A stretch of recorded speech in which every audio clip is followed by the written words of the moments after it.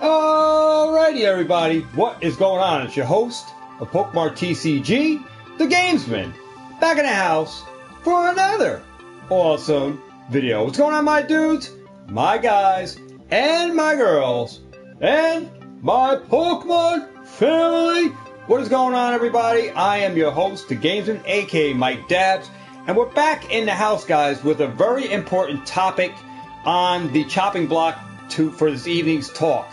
Now, as titled, is it ever okay for a content creator to go and open up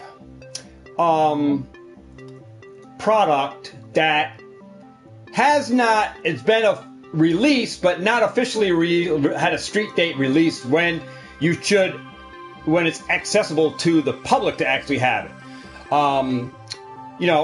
Is it okay or ever okay to open product that, like, not everybody in the TCG has access to open right away? There are some sides of the story that is a yes and there's a no. And I just want to touch base, and I'm not going to name out any channels. All right? I'm not going to name out any channels. I was going to cite channels, but I'm not going to do that because I'm just not. All right? I just want to give a citing, all right, of what's going on in the market. You have people that have access to product, all right? And there's ways about getting it. And if you're ever getting it earlier than the actual street date, and there's a clause on that, I'll have to talk about that in a second as well. But usually if you go on eBay or if you have a distributor, usually the people with LGS stores get this product early. But normally they don't get it like months in advance. They usually get it within a week or so in advance. They have, like Olaf's Origins. I mean, they don't get it a month in advance to start selling out. They have it so they can do their calculations on allocations to their distributors and let their distributors know that, all right, we have the product and we can give you X amount. It's a time for the distributors to actually get numbers, all right, they can give to their LGS stores how many boxes they're going to give to each distributor, to each LGS store. All right? And sometimes, we had an issue with this, with printing. All right? I can vouch for my own sake. All right? I used to work at Danbury Printing and Litho. All right? Just going to put the story in this perspective for right now. We printed for the Upper Deck, okay? The Upper Deck baseball company. Upper Deck company, sports cards, all right? We printed at Danbury Printing and Litho. Now, I don't know if I can show you, but let me see if I can just bring, like, a something up on the screen here. So just bear with me for a minute. See if I even have it to share with you guys. Not sure. Okay, I think I do. So here's my shirt from Danbury Printing and Litho. They went under the Banta. So here's my shirt when I was a pressman. All right, there it is. It says Danbury Printing and Litho. Banta Direct Marketing. Danbury Printing and Litho. Danbury Printing right there. Okay, just for the record, right there. Banta Direct Marketing, Danbury Printing. That's Danbury, Connecticut. This is my shirt, my work shirt that when I was a pressman, I had to wear. All right? Just evidence to show you guys that, yeah, your boy has been around. All right? Your boy has been around. I was a pressman. So I used to print. We used to print for Upper Deck Baseball Company. All right? We printed the home run heroes for Hank Aaron. All right? And the printing of these went over onto the, I want to say what the presses were.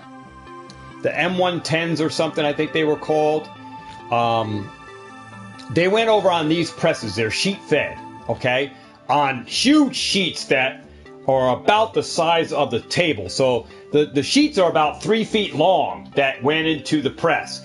And they got suction cups that pick it up and sucked it right into the press, and it got printed. All right, we printed the Upper Deck baseball on huge movie-like poster paper. Okay, like movie-like poster paper that goes to the movie theater. You get those posters that are in the frame inside the movie theater, and you say, oh wow, look at the new coming movie coming October 8th or whatever. You see those pictures inside, those posters inside the frame in the movie house, right? So we got paper like just bigger than, a little bit bigger than that movie poster, and it's a lot thicker. It's on cardstock, and it went through a sheet fed press where we printed the Upper Deck baseball cards. The hologram was already on the cards. We printed the actual backs to those hologram Home Run Heroes Hank Aaron. All right, that went in the 1991-92 Upper Deck booster boxes. All right, of hobby and retail.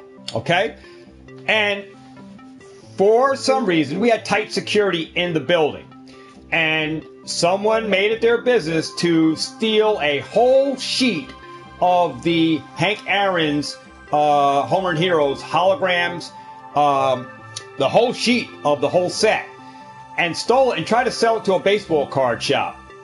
That was at Danbury Printing and Litho, where we were on tight security for that, but yet one got out of the facility. All right, and it made its way to a card shop right up the road in Danbury, Connecticut. Okay, so right up the road from my print shop when we were there at Danbury Printing and Litho, somebody made their way with a full-size sheet before these things even hit the were even released, because we were still printing them. Made their way with a whole roll to sell, and a card shop bought it. But then some red flags went up because people it got out that somebody had a full sheet of these cards before it got out. How did they get it? And there was a really big investigation going on at my plant, and the person that got those that sold them that Hank Aaron Home Run Hero sheet was fired, terminated from Danbury Printing and Litho. All right. So to make a short story short, that no matter what Pokemon is doing, right, product does end up getting stolen from these places. All right, somehow somebody wiggles it in their pants, goes to the bathroom or whatever. I do know that in certain printing places, I know in the United States Mint, they have to wear pocketless and shirtless attire, that they are still going through metal detectors when they even leave the plant. They're metal detected going in and they're metal detected going out, so no one is stealing coins from the U.S. Mint. I know at certain printing facilities they have to wear certain attire, and they also got metal detectors depending on how tight the security is. So Millennium Group for Pokemon TCG probably has a tight security, but still, this stuff does swindle out, and sometimes you can even get sealed product like checkout lane blisters and stuff will make its way out, and leaks of cards. You see it now with the new set, Silver Tempest. People are showing actual full sheets of the whole set of Silver Tempest, right? That's leaks. It's not stolen, but somebody got a camera in there somehow and was able to take photos of a full sheet and get it out to one of their friends that has a card shop. You see it on YouTube, right? Go check out Eli over there on Pokemart TCG. Somebody took a photo of Silver Tempest, and they got the screenshot of the photos, which they shared with another person, and another person shared it to another, and it got out. Now it's leaking all over the internet. This is the same thing that happens with the stolen goods, all right? Like sealed product. It makes its way to eBay. I mean, that's the way people try to move product, get it out of there. I mean, let me get rid of this item, as quick as I can. Because it's hot. It's hot. I need to disperse it, get it out of my hands. And yeah, I can make some money along the way if I sell it before its street date, knowing I'm breaking the law because this product's not even released. I'm not saying that this product, I'm just saying that Silver Tempest was not released, but it made its way to eBay. Somebody purchased it, right? Somebody purchased it, posted it, and now, things change for what's going on with that, right? Not going to name any names, but this is how stuff goes, on YouTube. Trying to be the first to the gun to the table is not necessarily the best avenue or the best approach to do. All right? Trying to get the views and all that stuff. It's all, I mean, every YouTube content creator, wants the views. They want to be the first gun, to be the first one to open the booster box, or the first one to open this, or the first one to make that. We all have objectives that we're trying to do, and certain subscriber bases we're trying to do. But there are ways to go about stuff without being the one caught underneath the eyes of the camera, right? We're always videoing, so to make a long story short, is it ever a good time to open product before street date? And I said there was two sides of this story, and there is two sides, because I myself got product early. Okay, I was in my Walmart, and they had I'm not sure if it was Lost Origins or it was Astro Radiance. Astro Radiance was somehow put into sleeve packs, blisters with other stuff. Somehow they made it in, and I wasn't the only YouTuber that found this. There was some other YouTubers that found Astro Radiance early in Targets and stuff. I mean, that's typically when I could say that this is when it's fine, that if you found it in that manner, that you got it from a legit source. It wasn't off eBay. It was at a retail store that actually the MJ Holding or the Excel company didn't even know that product was in there. They just taking it out of the boxes and they're just putting it inside the sleeves or whatever and putting it to the shelf in a retail store. It's not stolen. No one got this under the radar and got it out the back door at a print shop. All right, no one stole the merchandise, right? There's a difference when merchandise is hot. How did that person that got it on eBay, how did he get it? Where did his source go that now a content creator got it, right? Purchased it. And no matter if they purchased it from eBay, it's still under the radar as stolen material. You still can go, if they wanted to, they still could prosecute. If they wanted to take it to that level, they could fine you. They could take you to court. They could, a lot of things could happen for that. That you got your hands on stolen merchandise, regardless to where it is. You got a story to explain how you got that product, like months in advance, when it's not even released to the general public, right? So, is it worth the risk to actually say, hey, I got this stuff early. I want to be the first to YouTube, post it out. Yeah, it may go viral and I get all this AdSense revenue and stuff like that. I mean, to most YouTubers, even the unexperienced YouTubers, it may sound like a good plan of attack to get product early. I mean, let's face it, we all would love to get product early, right? We most of us that have YouTube channels, small channels, and some large channels, we don't have this distributor luxury of dealing with a distributor to get it.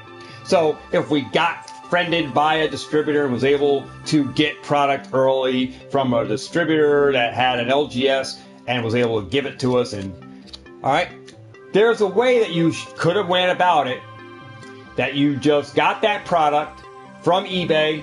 You just held it until a week before Silver Tempest was going to be out in the public, and got it that way, and then posted a video.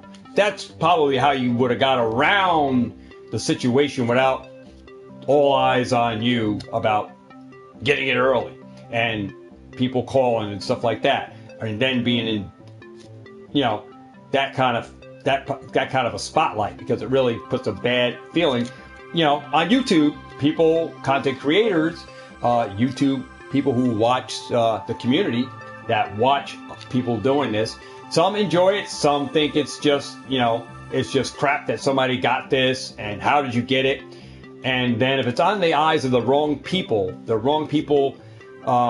being like, I'm not going to say they're the wrong people, but in the eyes of the correct people that are watching for anything that is somehow making its way to a release date that's not even a street date that is supposed to be out there, and you're already showing this stuff, then you might have to explain yourself to the right people. How'd you get your hands on that product? So you never want to put yourself in that kind of position where you could end up being fined, or even fined and put in jail, because technically you still have stolen merchandise. And then you would have to fully explain where you got it from and all of that stuff. So that's a different story that you can go down the road if you want to go down that road. Being that you could serve time, you could not serve time. But is it ever good to have product early? And the only way I would say yes to this, guys, is like I said, if MJ Holding or Excel Company put it in a Target or put it in a Walmart and it was out for not only you, but it was in the general public. Walmart is public. It's not on eBay. Public has access, but eBay is full of a lot of different things going on over there, okay? I can tell you for myself. It's not all rice and beans over on eBay, okay? There's a lot of scam stuff going on, yes, but it's a lot of the people that don't know what the hell they're doing when they have eBay accounts, that they're out for scamming, and the scammers on eBay are only there for a short period of time because they're going to get nailed and they're going to be off. So they're there for the quick buck and then they're gone. But the real sellers that have 100%, 98%, sometimes get slapped around too, but they're your legit sellers. Find yourself legit sellers to buy off eBay.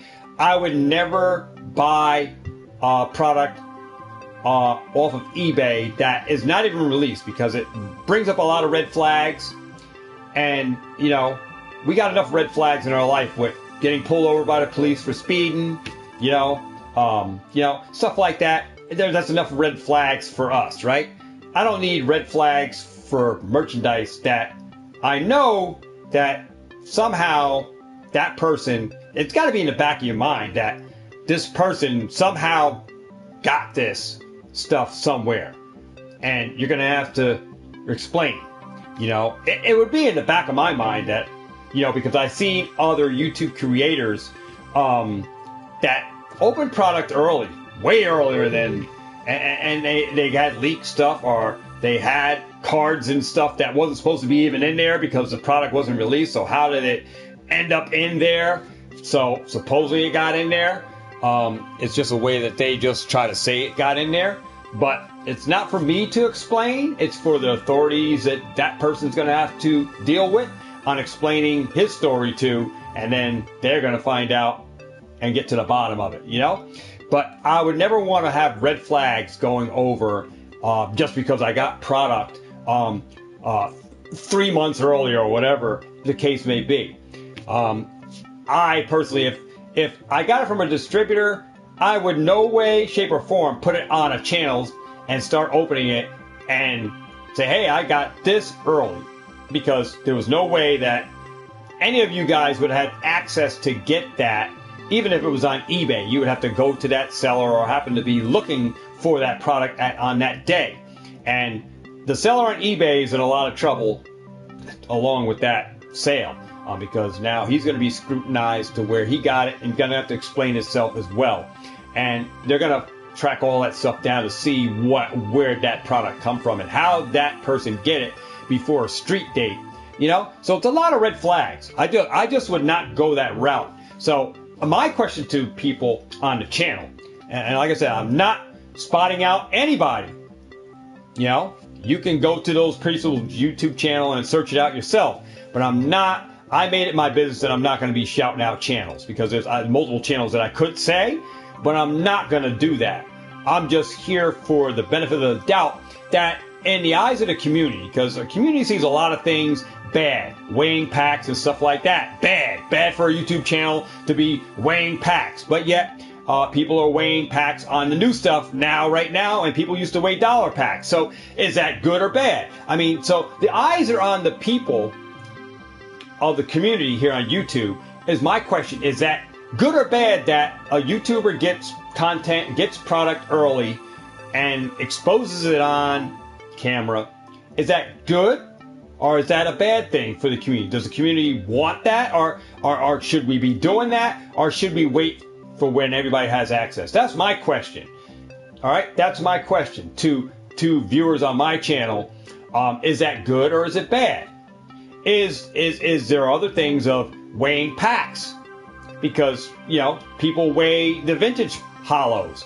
People weigh modern stuff now. They're weighing Brilliant Stars. They're weighing Evolving Skies. You see them on YouTube. There's channels out there that weigh this stuff and can dictate to you whether it's going to have ultra rares and all this stuff on. They're out there. Is that good for the community? Does the community of TCG Pokemon players want that? Do they want this early access stuff going up beyond? Is it good or bad for the content creator to show this stuff? Or do you guys think it's bad for the community? That's my question, man. That's my question. And I just want to give you my insight. You know, that there was ways that you could go about doing that you just could have waited. If you got it off eBay or wherever you got the merchandise, you could have waited at least a week before it went out and then put a video out. That way you wouldn't put so much red flags up. But now you have to explain to people months in advance of a product that's not even out. You have to do explaining to where this is, because a lot of red flags were raised, right? So that's why I'm just bringing this out. Is it a good thing or a bad thing? I just want to get people's opinions, because I want to see how the community is going to react to this, you know, to the question at hand. And that's it. What's up, EOUs? Anti-sparse. What's going on? All right.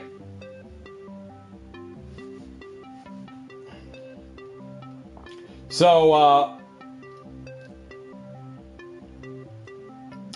I'm not going to name any names in the chat, but be careful. Be careful, because you never know when my mod's going to be in here and you'll be right out.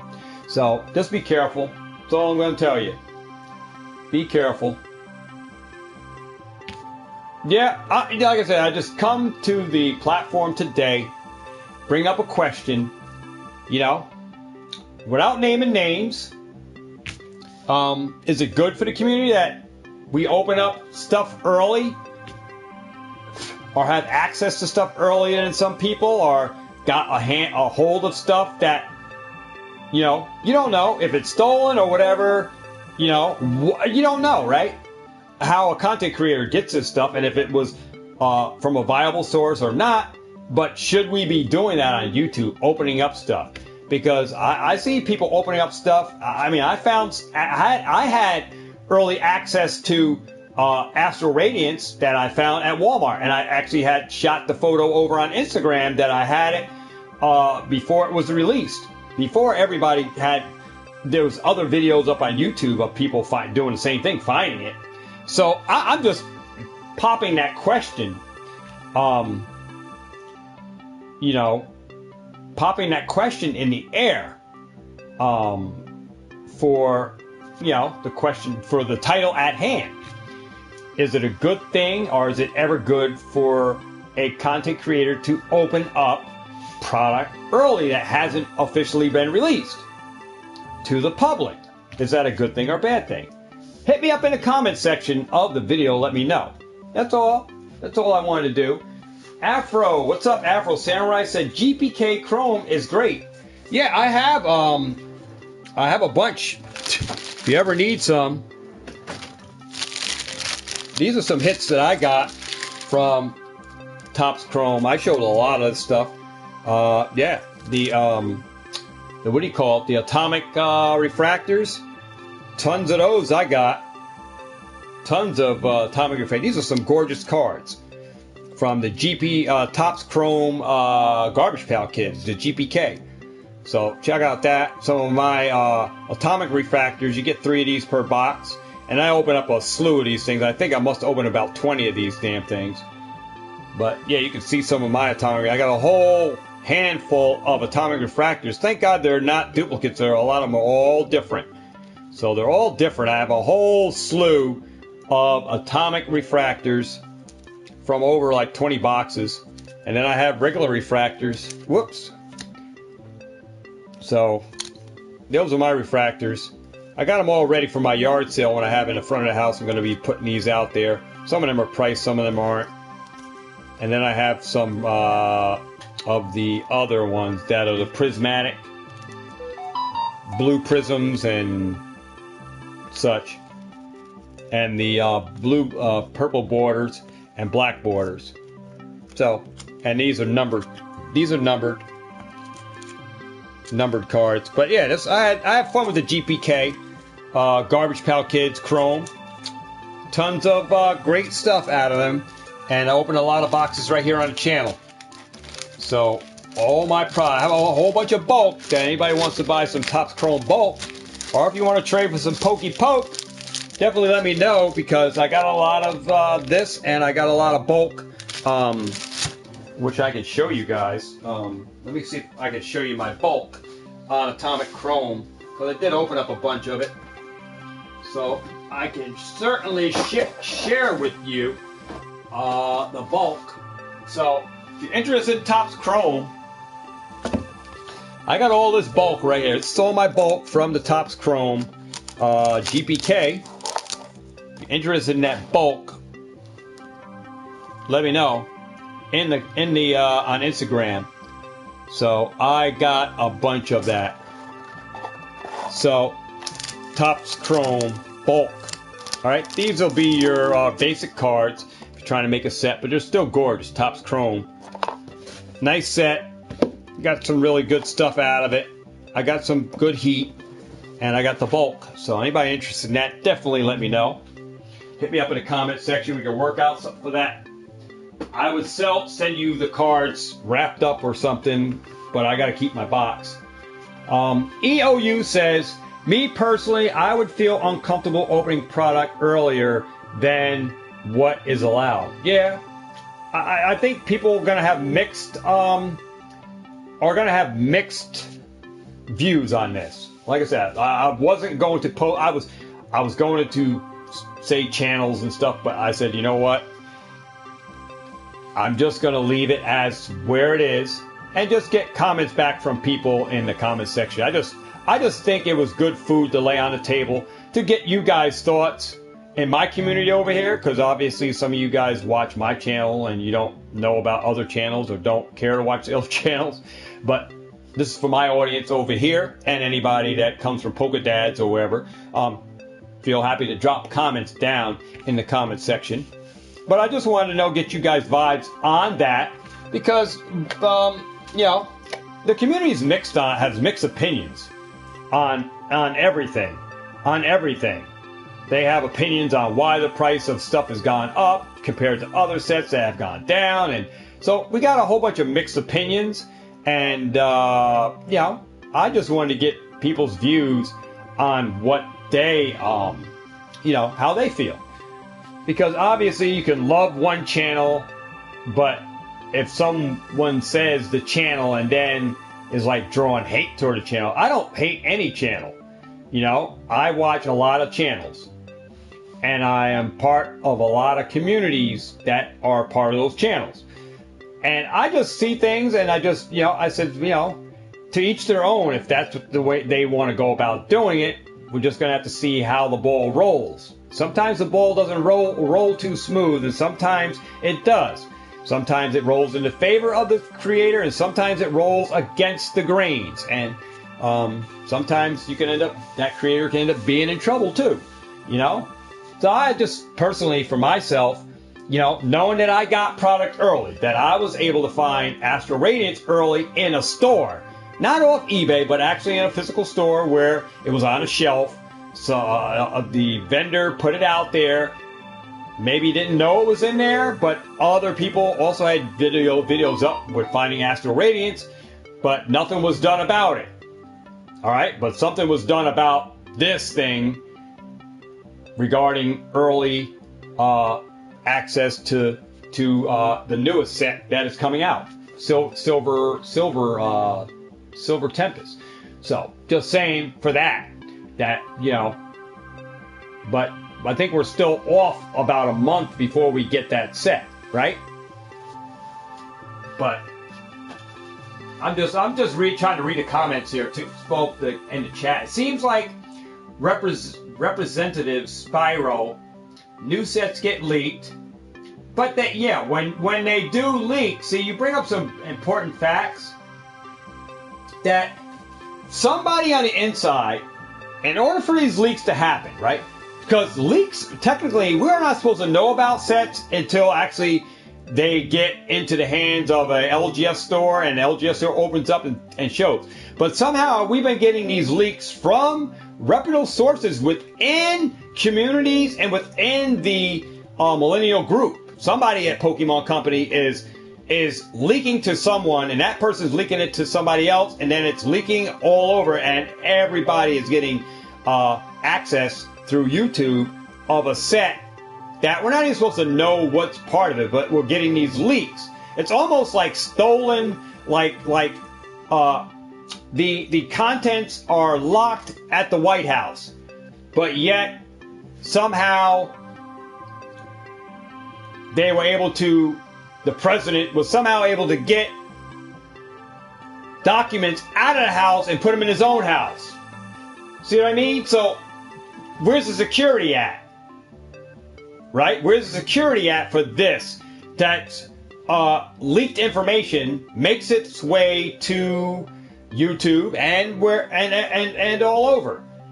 That people have access to products, people have access to new sets. So is it good or is it bad? I mean, you gotta look at it at that point too, with even leaked information of sets that we wouldn't know. I mean, we didn't know what sets were before. We never got leaked information on sets like we are getting now. Now we got somebody underneath inside the group at the Pokemon Company that's leaking information to a friend, and that friend's leaking it to another friend that has an LGS store, and then that information just getting spiraled all out.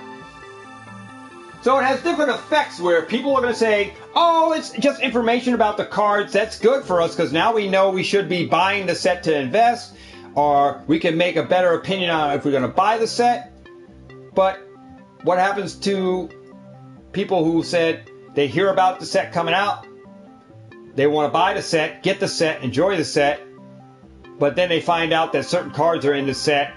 Now they don't want the set. So it has mixed up views and feelings on where people want to buy at. Do they want to wait for this now because now they know what the cards are?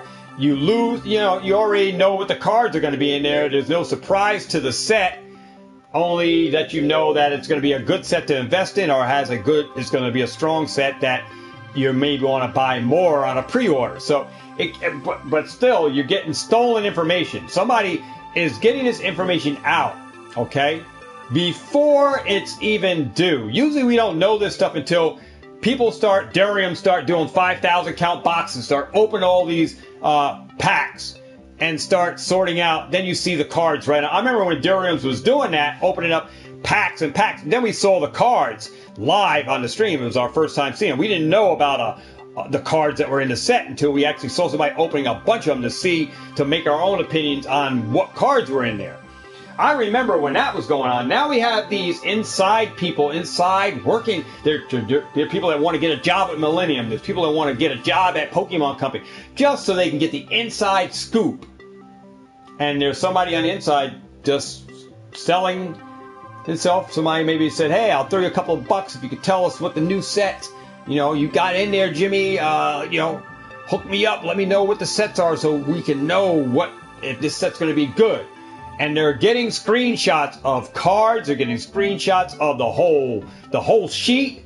I mean, this only happens inside. It's got to be an inside thing for that. But for the stolen good, could be the same people that are somehow getting packs of sealed product out of the shop without being spotted or found out that they got it. You know, so it's crazy how this stuff is going on.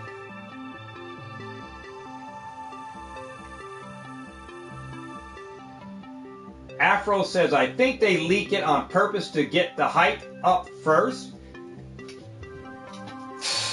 I don't know if Pokemon is doing that. Somebody at Pokemon is leaking it, though. Let me see what Arrow Sparse is saying. Pokemon is Fort Knox. Seems easy to breach in this regard, depending on the leaks. But I think there's a bigger play for this, too. With the hype of Pokemon, there's a high consistency of theft going on, even within the Pokemon company itself, with employees saying, you know, oh damn, if we can get this Charizard Radiant card out, we can get a couple of stacks out while we're here putting them into packs. If we can get out and get out with some of this product and put them in our own stuff, and somehow we get them out to the public, we can sell these things and make really good money. Even though Pokemon Company is paying them, somehow these cards are being hijacked out the company right from underneath Pokemon. Even though they should know how many cards they printed because they're on a sheet. You know how many cards fit on a sheet. You do the math that you're printing all Charizard today, and you should have X amount of Charizards, but yet you're 100 shy. Somehow somebody slipped up and put 50 in their pocket, and somebody else on another line got another 50, and they're walking out the door because the undercover guy went on break that was supposed to watch the door, and these people know when that guy is going to leave there, and they're exiting out the door when that guy leaves and not being detected that they have those cards. So stuff is getting stolen from Pokemon Company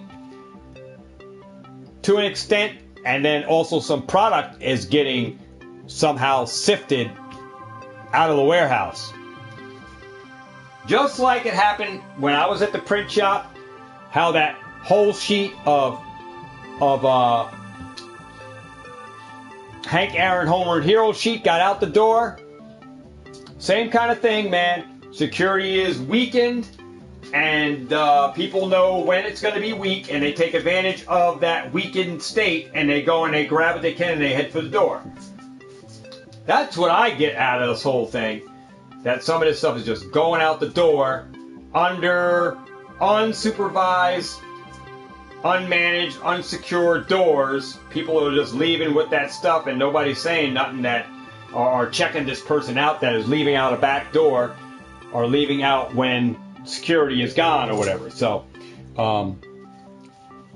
that's how I think we're getting some of this product, and we're getting the leaks and everything. Somebody knows when to go to the office and get get their phone out and snap a picture of a list and say, hey, this is all going to be on Astral Radiance. This is all going to be on Evolving Skies. This is what the next set's going to be that ain't even announced yet, and they already got that ready to go when they're ready to put that up and give somebody the advice. Hey, I got the new set that's going to be coming out. It's going to be called Golden Spark. It's going to have a gold Charizard. It's going to have and all this, and you got a whole set list for what Pokemon's going to do next. And the information leaking out.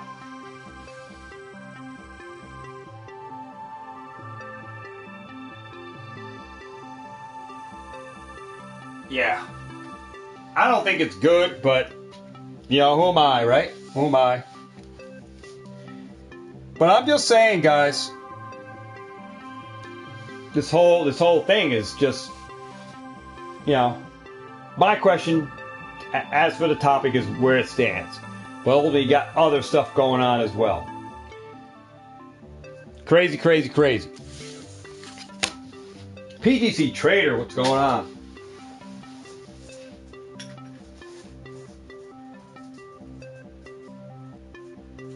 He should have never took the video down. Alright, well, if, like I said, I'm not going to name names, but I'm saying that if I got Evolving Skies 3-pack blister. Just gonna say, oh man, he's got Evolving Skies 3-pack blister. I got this product somehow 2 months in advance. Danny Phantom didn't tell you guys anything about a playlist yet. Pokemart USA didn't give you guys nothing about a playlist or anything. But somehow I got this, and I end up getting the Elite Trainer box, and I show it on screen. That today we're going to open up the Elite Trainer box, and I got the list. Now I got the list of all the cards, and I got this 2 months in advance. You know how many red flags will go off on this channel for me having a 3-pack blister and an Elite Trainer box with the exact all the cards for a set that I can show you right now, 2 months in advance?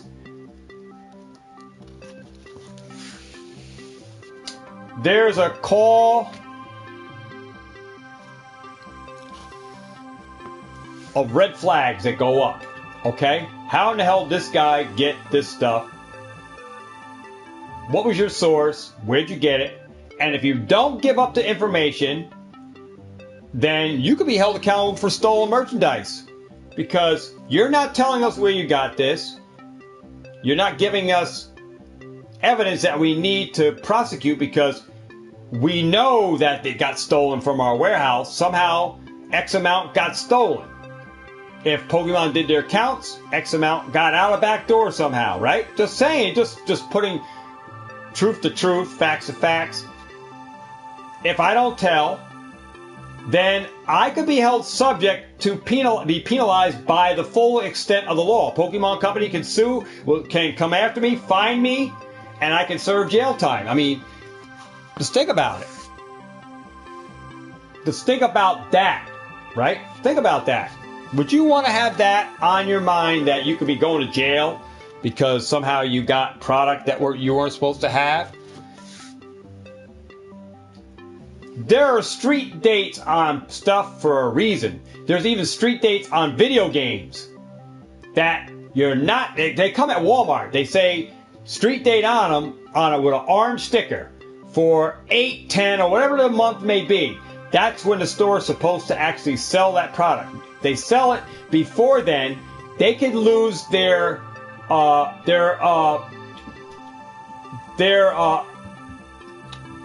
should I say this? They can lose their sales, like Pokemon Company can pull product away from them and say, hey, you know what? You breach of contract. You signed a contract saying you will abide by the rules that we set forth when our product's supposed to be released, and blah, blah, blah. It's all in the fine print. When Walmart signed the dotted line with Pokemon, TCG Company said, hey, we agree to this. And Pokemon said, okay, you agree. Any violations are terms of violating the agreement by breach of contract, putting this stuff out before street dates. You are subject to fine, A, B, fined and product removed from your store, and we will no longer sell it to you. So you will no longer have it on your store. So those are some terms that can go down.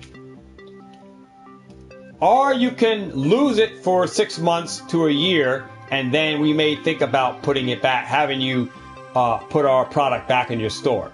So is it worth Walmart to say, hey, you know, we're making money from this stuff. It's a popular thing. So there's guidelines and street dates on video games, on Pokemon products for a reason.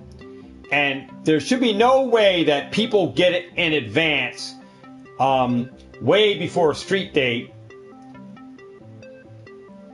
right? Even have access to it, even on eBay. It shouldn't even be up there. Somebody's doing something to get that product, right? And, you know, I wouldn't want that hanging over my shoulder.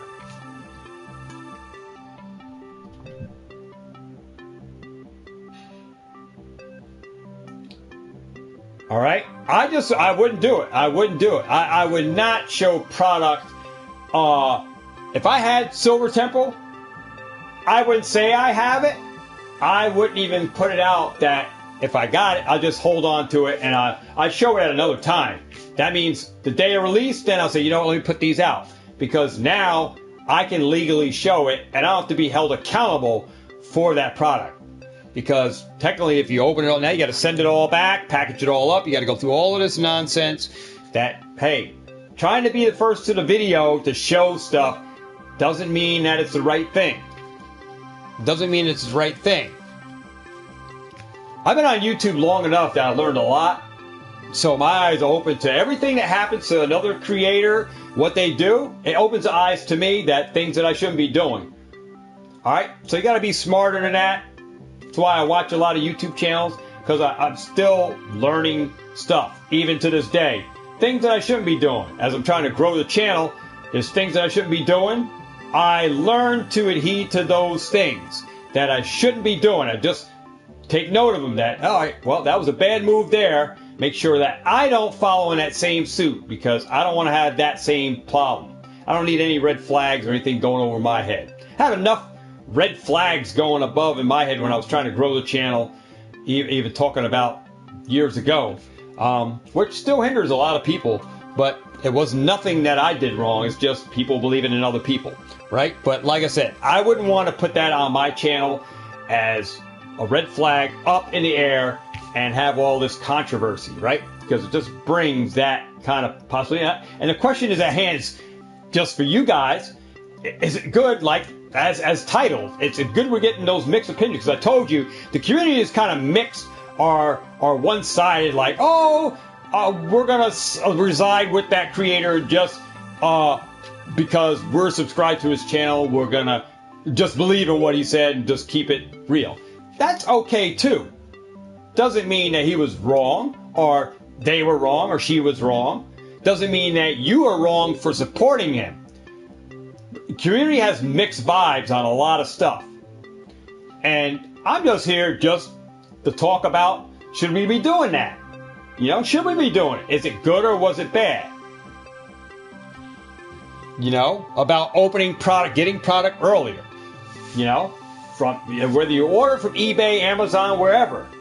There should be some stipulations even on eBay that eBay should have a thing on about new products that, hey, if someone is breaching contract of putting something on that shouldn't have, that's a street date for something, eBay should have that in when you do auctions over there. So some things on eBay are kind of fluky too, that there are sellers on there are allowed to sell stuff and there's no like real street dates being followed on eBay. eBay's not really adhering to a street date because they don't follow up on the newest item on when that item is supposed to have a street date release. So easily, if eBay had known that there was a street date on certain products, they would not let that seller list that item up there. So there's some things wrong with eBay too, where shady sellers and everything are on there doing some shady stuff and allowed to do stuff and sell stuff that don't even have a street date right now and able to still sell it.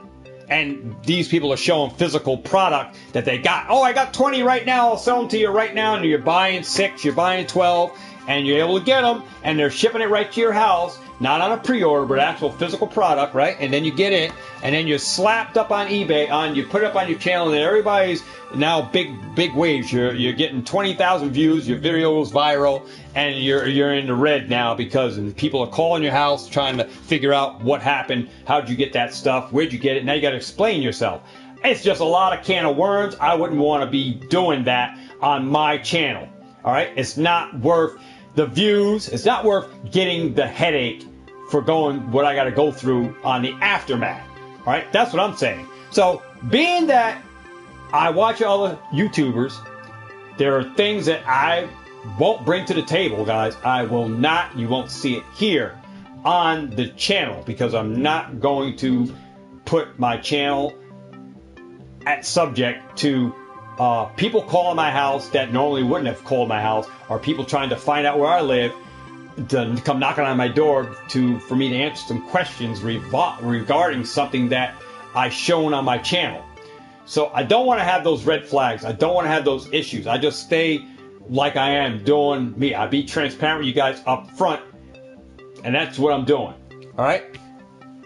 And I'm not hating on nobody's channel. I read my comments, and I read them for whatever they are. But being that if someone's against what I do, I'm not knocking them as hate mail. And that goes for, I read a lot of read all my comments for most of my videos that come out as I go through for the card of the week. I read my videos. You know, read my comments. I see what people are writing. All right? Being that you got X amount, 20,000, 30,000 subscribers, whatever. When I look at some of these larger channels, I don't even see them giving them like they read their comments. And being that even when people do write stuff, it doesn't mean it's all negative against you. All right? You just gotta just respect the individual that is writing a comment, hearing their side, because there's a side to the story that the community has mixed vibes on stuff. Okay? Has mixed vibes. The community is mixed vibes on different things. All right? And you just got to hear people out. If you don't want to hear it, you shouldn't tune people out and think that it's all just negative and that it's all just hatred against you, that people are all against you, and get a big head on your shoulder and say, well, I don't care, these people, they're all hating on me, or I would, you know, you just take it as a learning experience. That, hey, you know what?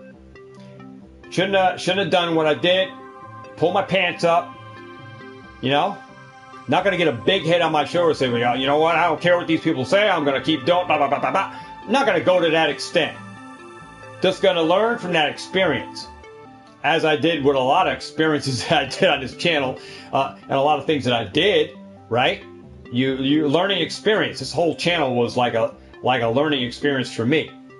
As I was going through all the different turbulences that I was going through, all the different waves that this channel has been through, I've been right there, standing by my channel, protecting my channel, doing the right thing all along. But yet, you got to take the good with the bad, the mixed grapes with the grapes that are ripe on the vine, right? And I took all of that.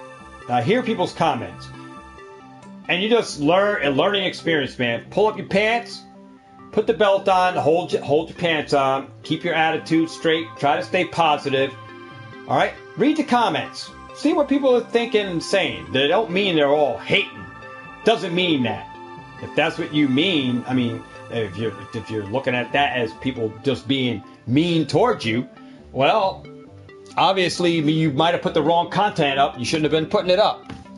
And you wouldn't have gave yourself that headache. It doesn't mean I'm not going to read the comments because people are hating against the product that I put up there. But doesn't mean you shouldn't read the comments. Read the damn comments. Learn from the experience, grow from the experience, and move on, move past it. Right? That's what you do.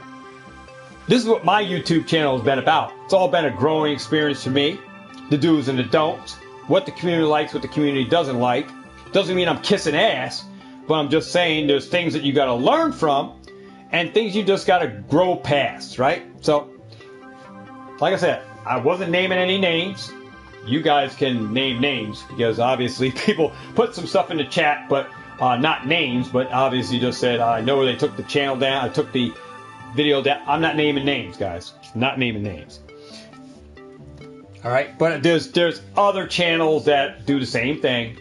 They open up stuff long before it's got street date. And sometimes the Pokemon company sends these people stuff before street dates. And the Pokemon company should really probably wake up too and say, you know what, Leonhardt, you know what? Shouldn't open these boxes until the street date. I don't know how some of these guys get stuff earlier than us. Some of them get the perks from the Pokemon company to go ahead and do it.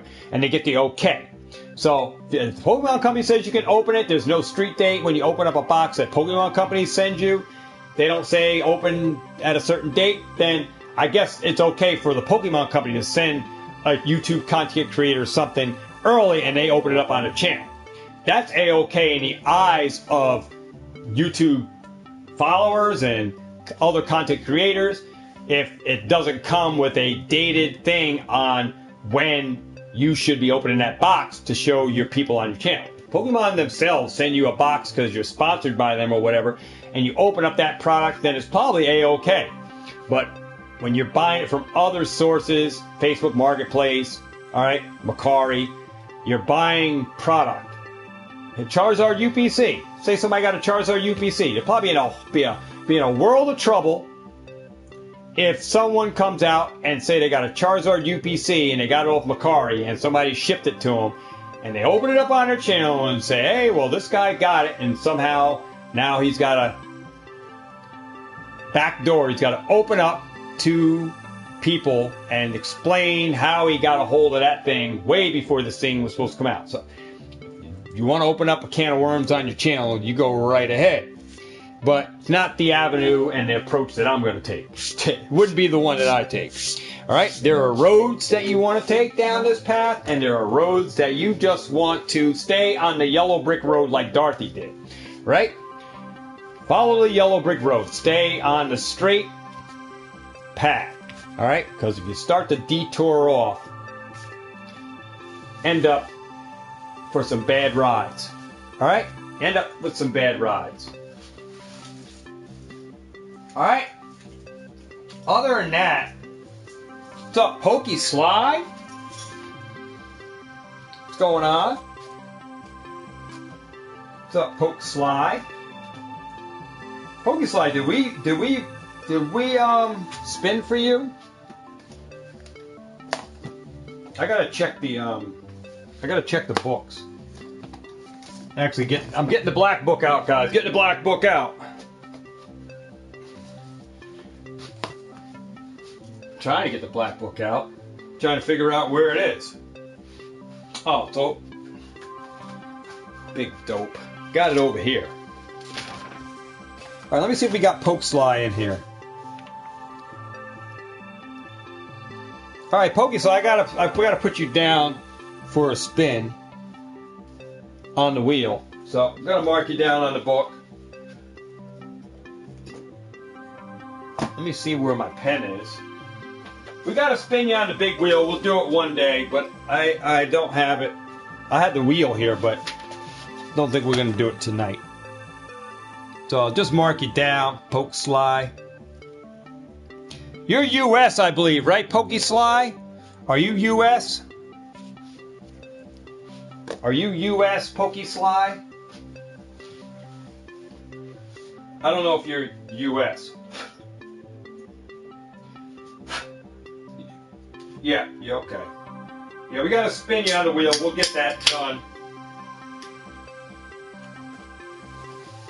We'll get it done before the month is out. So I just made note on Arizona.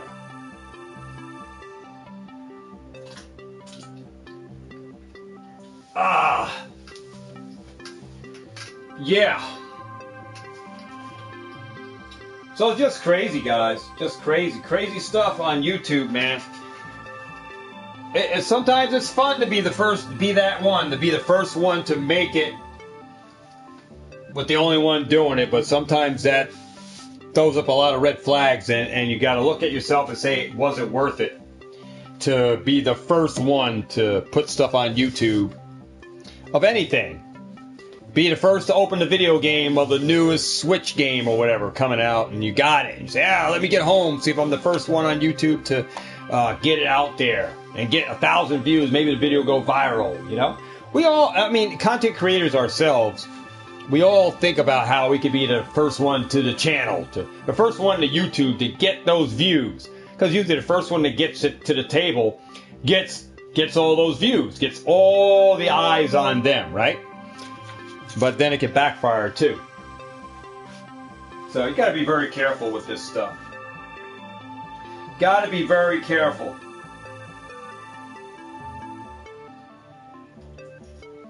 PTC Trader said he just lost his whole rep.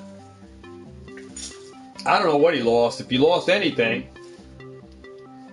I mean, there's a lot of good content creators out there, man. They don't mean harm to the community. They're just, they're just ordinary people like you and me. We're all in this whole thing together. So, whether you have 1,000 subscribers or 1 million subscribers, we're all in this whole ride together. And if one of us gets off, we're all off, man. It's bad for the whole group of people, because remember, our eyes are on us, The eyes are on us as a community as a whole. So we all want, we all want good things. We all try to be positive when we do this stuff. We all have good intentions, but you got to look at the reprimandments that you're gonna get from stuff that just need to just wait before you bring stuff to video. You just wait on it, because you can end up getting into a bunch of headaches that you just don't need to. It's all unnecessary calls to try to be the first one with the bullet and the gun to fire off. I mean, it's not the right move. It's not the right move. But we all learn, right? We're all human, right? We're all human, and there's no human that's perfect. All right, we're all gonna make mistakes. All right, it's gonna happen. We're gonna all make mistakes. We all fall down. We can't all say that when we run and that we never fell. Right? We never fell from grace. We never lost a race. Right? All of us lost a race. Right? We all lost at one time in our life, whether it was a poker game, it was a scratch-off ticket. Right? We all lost a race. All right? Can't say that you never lost anything. We lost our wallets, we lost our keys, right? We lost things. So,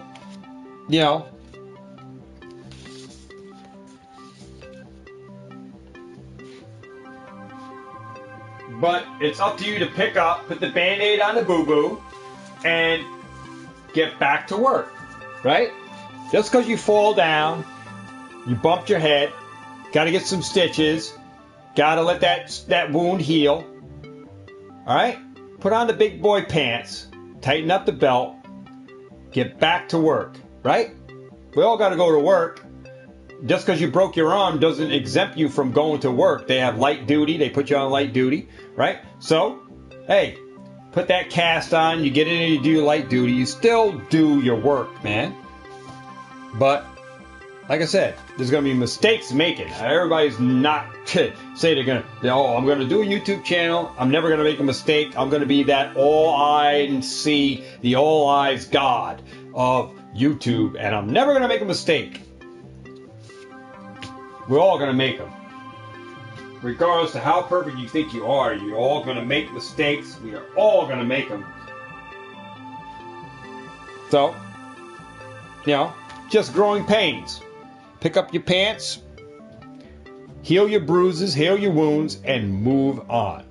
Right? Keep on moving. Hopefully we all learn from this. Hopefully Pokemon learns from this. Does something about it.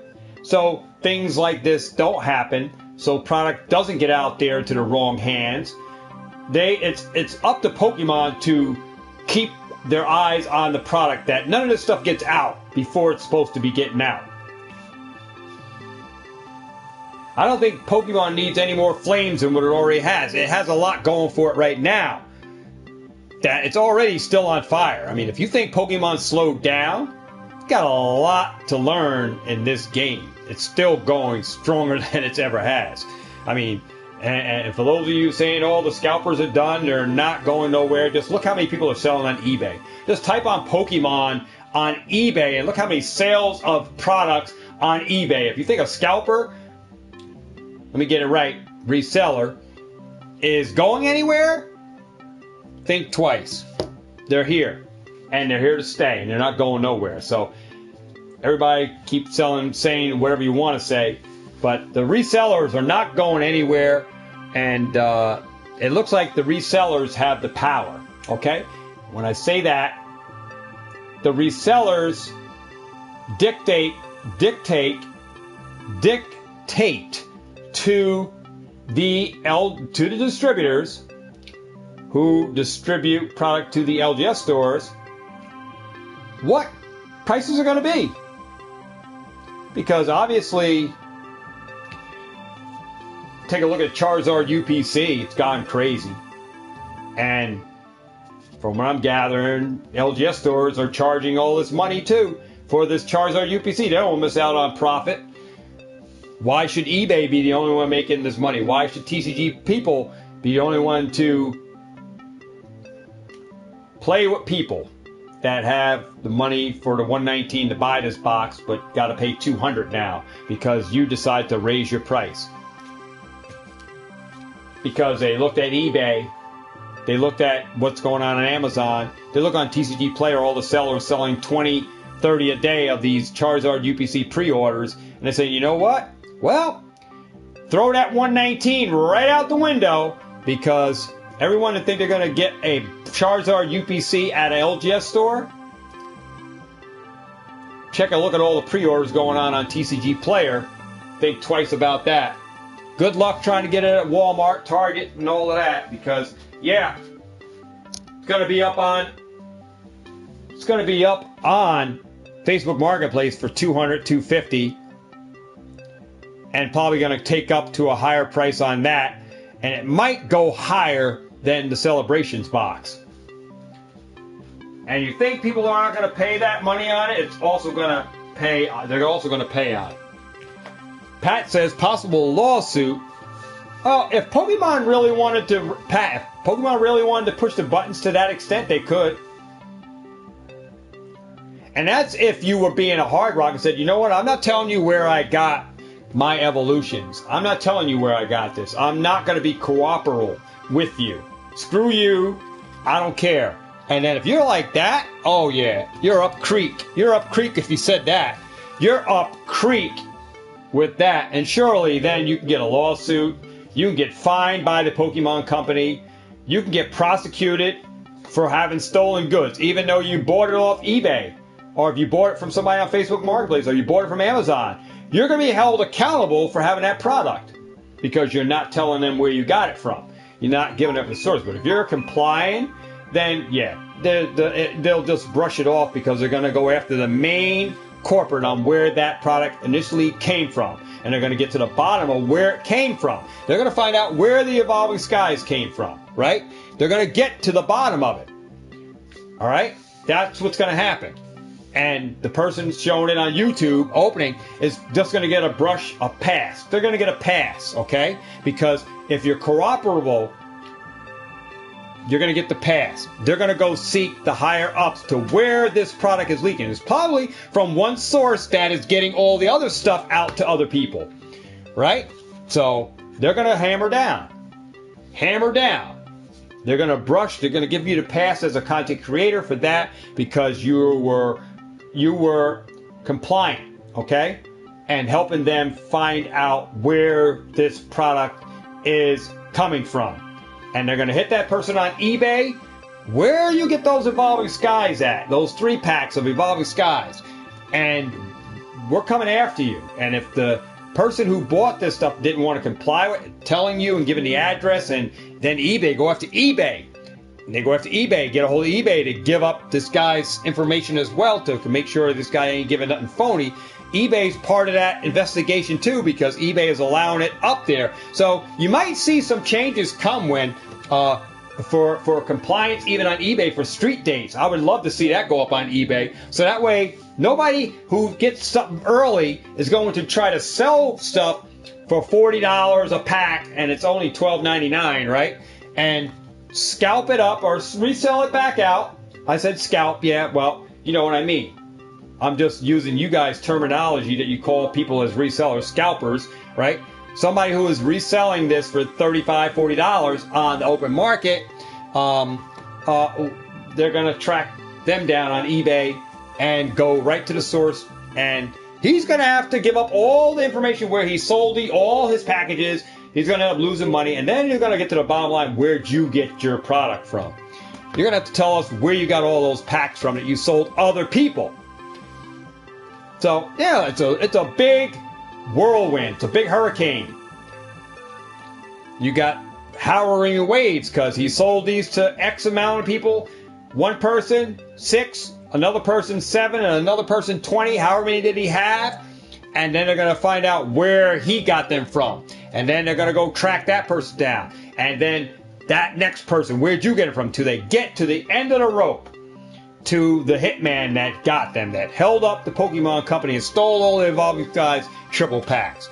And that when they get to the bottom of it, then the other people may get a slap on the wrist, are held accountable for their actions of selling product that indeed they know they were stolen, because somebody knows they were stolen, right? Somebody's going to know they were stolen, got them hot, and is now selling them off as a middleman to somebody else. Somebody else is getting them, just like cigarettes. Cigarettes are sold from the tobacco company. They go to the mill, they get rolled up and made into cigarettes. Then it goes from that distributor to the warehouse, all right? And the warehouse, it gets sold to a distributor. Distributor buys X amount, goes to another middleman. Middleman trucks it over to that other business. Then somebody else buys it from him. It goes to another. Next thing you know, you got $12 on a pack of cigarettes when it only costs $3 to make it, to put 36 cigarettes in a box. From paying a worker to put it together and manufacturing the cardboard and the printing and all that stuff. It costs $3 to make a box of cigarettes, but yet has to go all these different chains of command. And by the time it makes to Walmart, or by the time it makes to that gas station on the corner, it's $12 a pack. Or $50 a carton, however way you want to look at it, right? So, same thing with that. Same thing with that.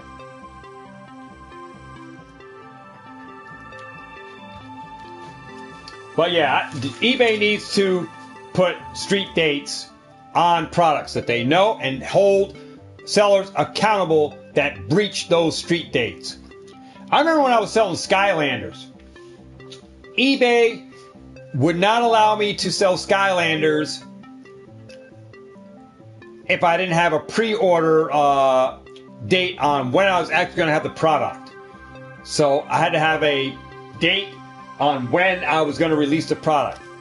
So I had to post a date when I was going to have my pre-orders in. And this was when I got Skylanders when they were hot. I got them from Walmart and Target. I went to multiple stores, Toys R Us too, to fulfill my orders when I was selling Skylanders on eBay.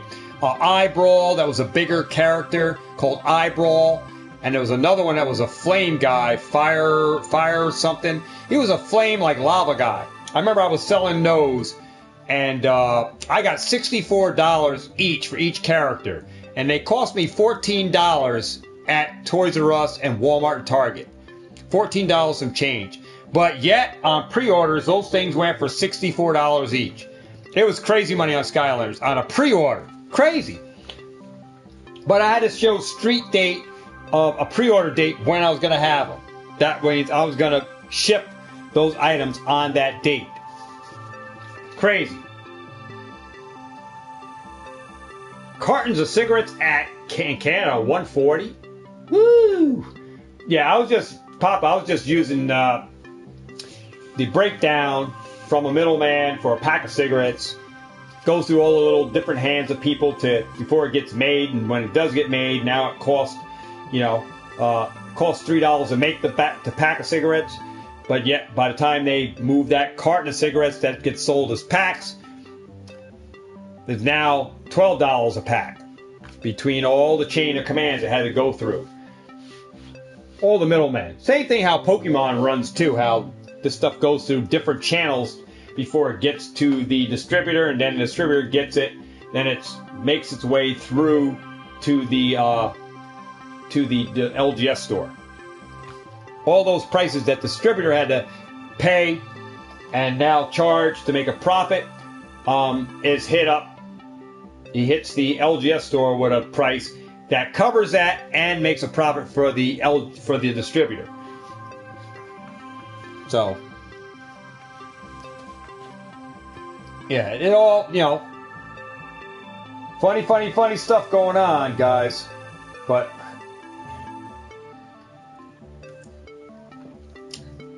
got to be careful what you put on YouTube, especially if it has a street date, when the item is supposed to be released, and when somebody is actually posting this stuff months in advance before it's even. You got to be very careful with that, man, because you're going to throw some red flags up for sure. I've seen every YouTube channel that I watched had red flags for every product that they did on the channels that I watched that broke street dates, had product and did street, they got in trouble. They got it. Someone got in trouble. A lot of stuff, man. A lot of stuff. But this stuff I learned. I watch other people's channels, man, just so I, you know what? So I don't have to worry about going through that stuff.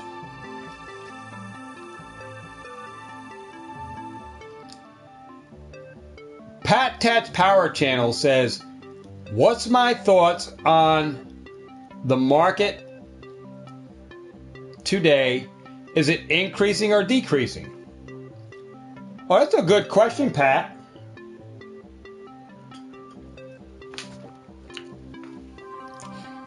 But for all those, yeah, I'm drinking a Monster White Pineapple. Oh, guys, if you have not drank this, am I going to get a copyright strike showing this? Probably. Who cares, right? Let me put that over there. Monster, if you want to sponsor your boy, hook me up with some white pineapple. That drink is off the chain, guys. Oh, my God. White Pineapple Monster? Woo! Somebody gave me some of that to try out, and I'm loving that. White Pineapple Monster. Pat, to answer your question, man, I answered it already. I said the Pokemon company, the Pokemon itself is still strong, man. I still see clearouts at Walmarts and Targets. Products gone. Products gone. Target had their restock on Tuesday. I stepped over to the restock.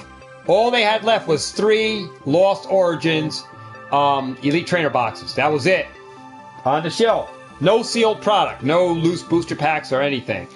No Bolton V. No Shiny Fates. No other ETBs. Sports Card was in shambles as well. I went to another Target yesterday. And they had some sports cards, Prism, some Prism 4-pack Prism basketball hobby booster packs, $3.99 each. I left those, but they had the Build and Battle kit, which I'm going to go back and buy some more of those. These booster bundles. I'm telling you, I'm standing by my word on these. These are fire. I'm telling you guys. Pat, if you see these bad boys, the 6-pack booster bundles, I'm going to show you some hits. I don't know if you watched the channel and saw the hits, but these, we pulled some fire out of here. Out of 6 packs, I'm going to show you 4 hits. I'm going to consider the holo as a hit. We got a Radiant Hisuian Sneasler, and then behind that we had got a Ultra Rare Magnezone V, and then we got a Trainer Gallery Eternatus V. From one of these Build and Battle Boost 6 packs, got 4 hits. From 6 packs. Which, like I said, is better than a Elite Trainer box. My eyes, these have the better pulls. I'm going to throw that up there. You see those are fire. But Pokemon as a whole, man, is strong. I see a lot of sets coming out that are going to be exclusives. Alright, but exclusive stuff going on to different channels. I mean, different Targets, Walmarts, Amazon's going to have their own special boxes. GameStop going to have their own special boxes, man. There's a lot of, product that Pokemon is putting out for certain stores to have. It's going to be exclusive to certain stores. It's going to have their own box to go get. I'm not saying that they're all going to be good for you to pick up. I just need to see them. But I'm looking at these like Sam's Club, the Lucario box. I saw PokeRev, went over to Sam's Club, got 3 of them. And 3 of them stacked up on top of each other was bigger than he was. And he's the same height as me, 6'2". So I saw those boxes that PokeRev had of the Lucario Ultra Premium box, whatever. It was a Sam's Club exclusive. And those I like, because those are limited to Sam's Club. He also showed me a new thing that Sam's Club got in an Elite Trainer box with those reverse holo cards, which I think are trash compared to the Elite Trainer box, Evolving Skies, Fusion Strike, the Evolving Skies Chill and Rain, with the extra tin on the side, I think those were fire. This new stuff they got out there, they're garbage with that reverse hollow. There's no value to those reverse hollows, and you're paying for the Elite Trainer box still at $37 or something like that for the Elite Trainer box. But, you know, if you want to go to Sam's Club, they're still doing some Elite Trainer box craziness, but you're getting a reverse hollow, 6 of them, and an Elite Trainer box for $30-something or something like that. Saw PokeRev doing, but I would definitely get those Lucario boxes. Those look fire, and they're big, boy. If 3 of them stacked up, side by side, sideways, like that, 3 of them sideways stacked up, were taller than him. So you could tell that those boxes were probably double what this Infernape box is. So you stack 2 Infernapes together on top, and those boxes are probably about that high each. And tack up 3 of them, and yeah, it would be taller than me. So I'm loving those boxes. I went over to BJ's. Like I said, BJ's really ain't got nothing going on. All BJ's had was this Infernape V box, which is mediocre. I mean, for $18, guys, $17.99 you can get the box. Nothing really going on at BJ's. It seems like Costco's and Sam's Club's got the going on with the Pokemon goods. Yeah. PokeRev, I think, is on such a movement with his channel that he's gonna surpass Leonhardt. To catch up to going past Real Breaking Late, I think he's gonna surpass Real Breaking Nate, who just got 1 million subscribers. PokeRev is on a different level. I think he's gonna surpass Real Breaking Nate, but he's gonna also catch Leonhardt too. And for like the record of who's like king of Pokemon, you're gonna have Unlisted Leaf right there at the top for now. Then PokeRev, then Leonhardt, and then Real Breaking Nate. That's how I think it's going to end up falling. If PokeRev stays on the momentum that his channel is going on right now, it's still on full speed. And he's using his phone, guys, just like he's not using no special equipment, guys. Using his phone to record videos. You hear him on his channel using a phone, just like I'm going to be doing. Using a phone, no fancy equipment to be doing videos and stuff. He's using his phone, regular phone to, iPhone to stream videos for his channel. Don't need to have the big guns to be doing YouTube. You really don't. But you can take that momentum.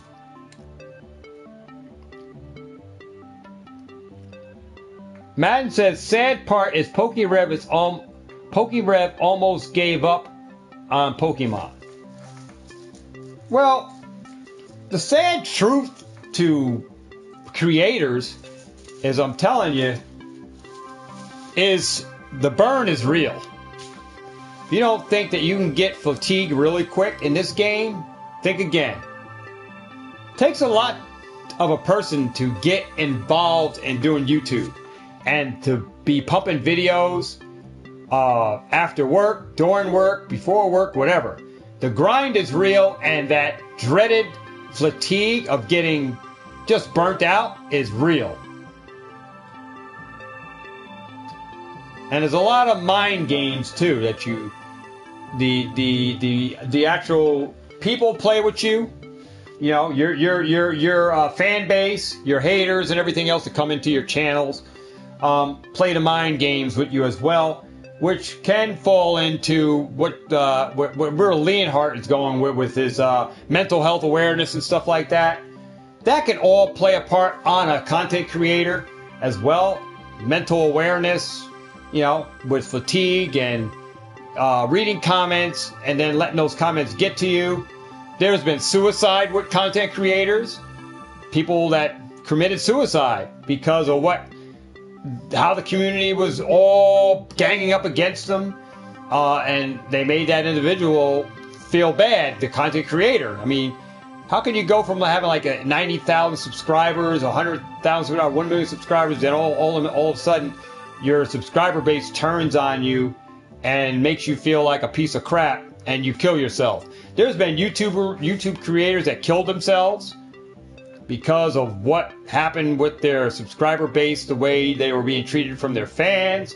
So there's a lot of things that play mental awareness in this game.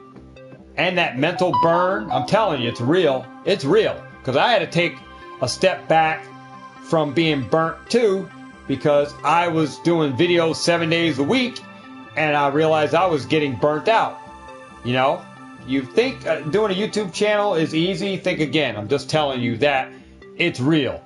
It's as real as it gets.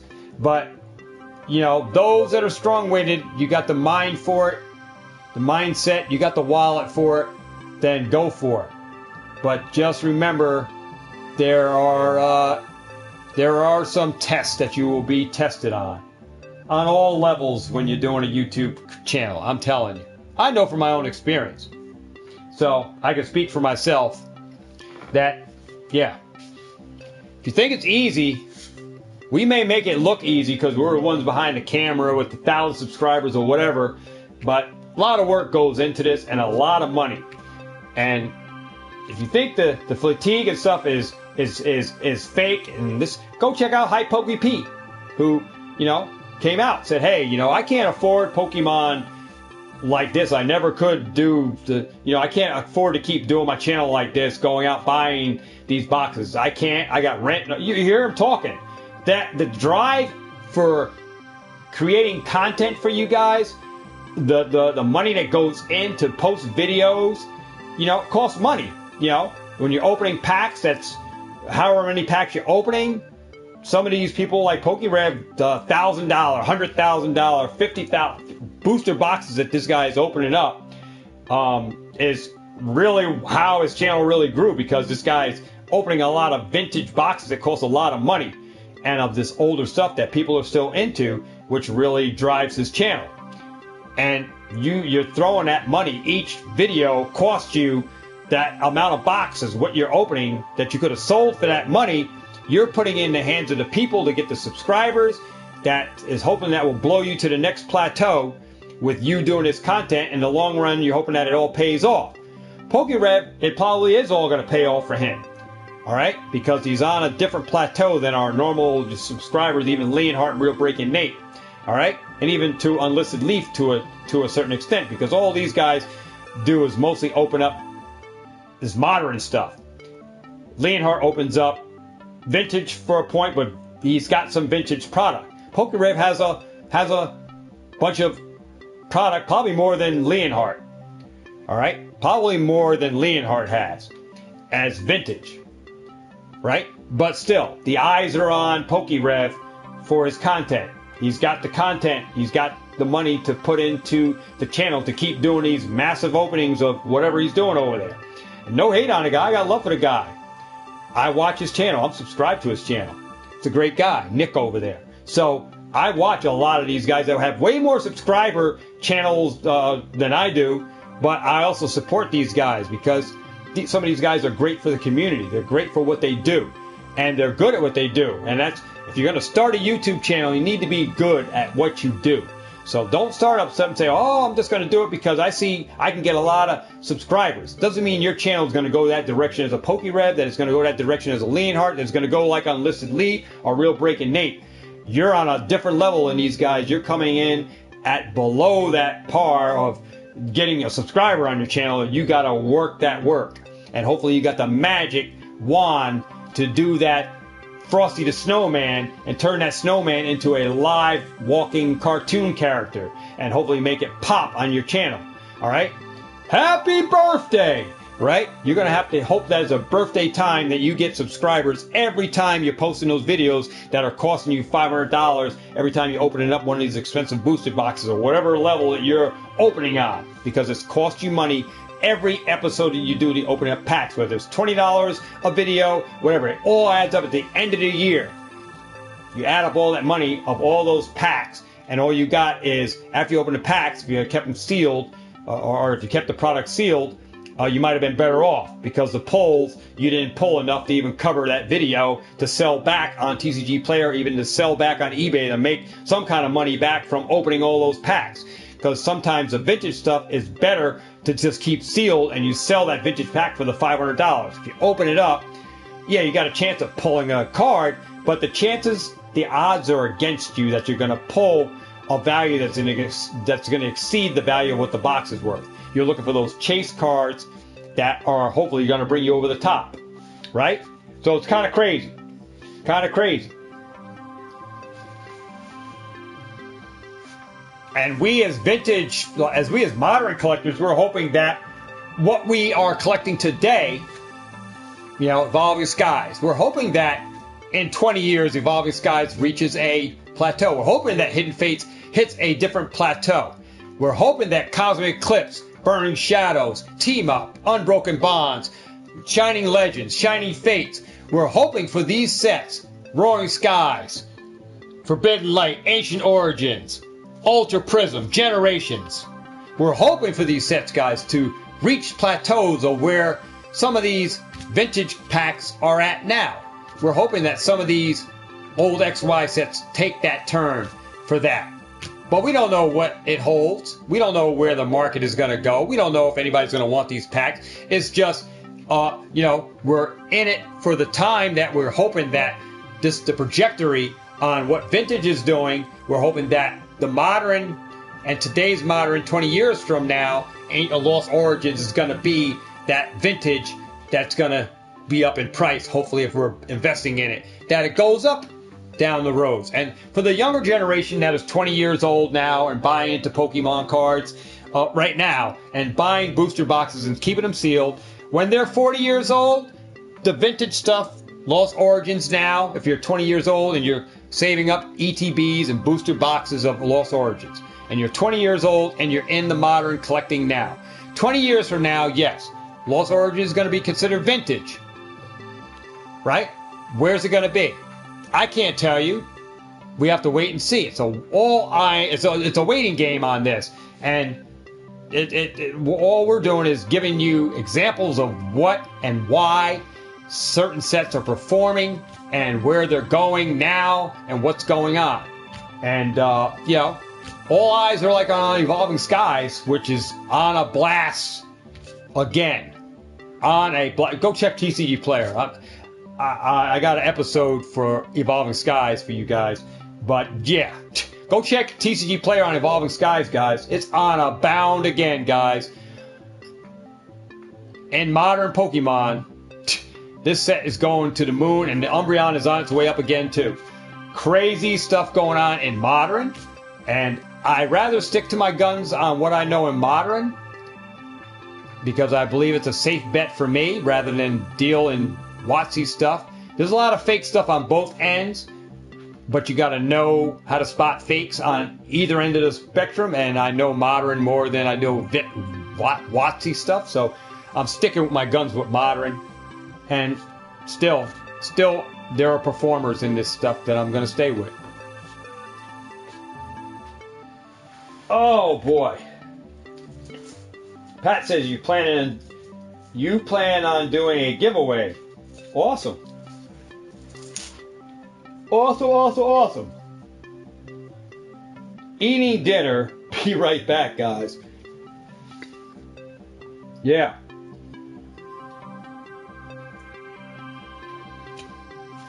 Oh boy.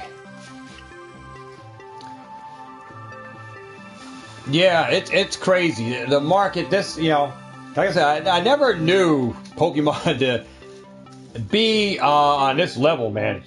It's exciting times to be in the market with new products and coming out, and even reprints of older products with new packs in them and stuff. Exciting times. I mean, Pokemon always has something going on.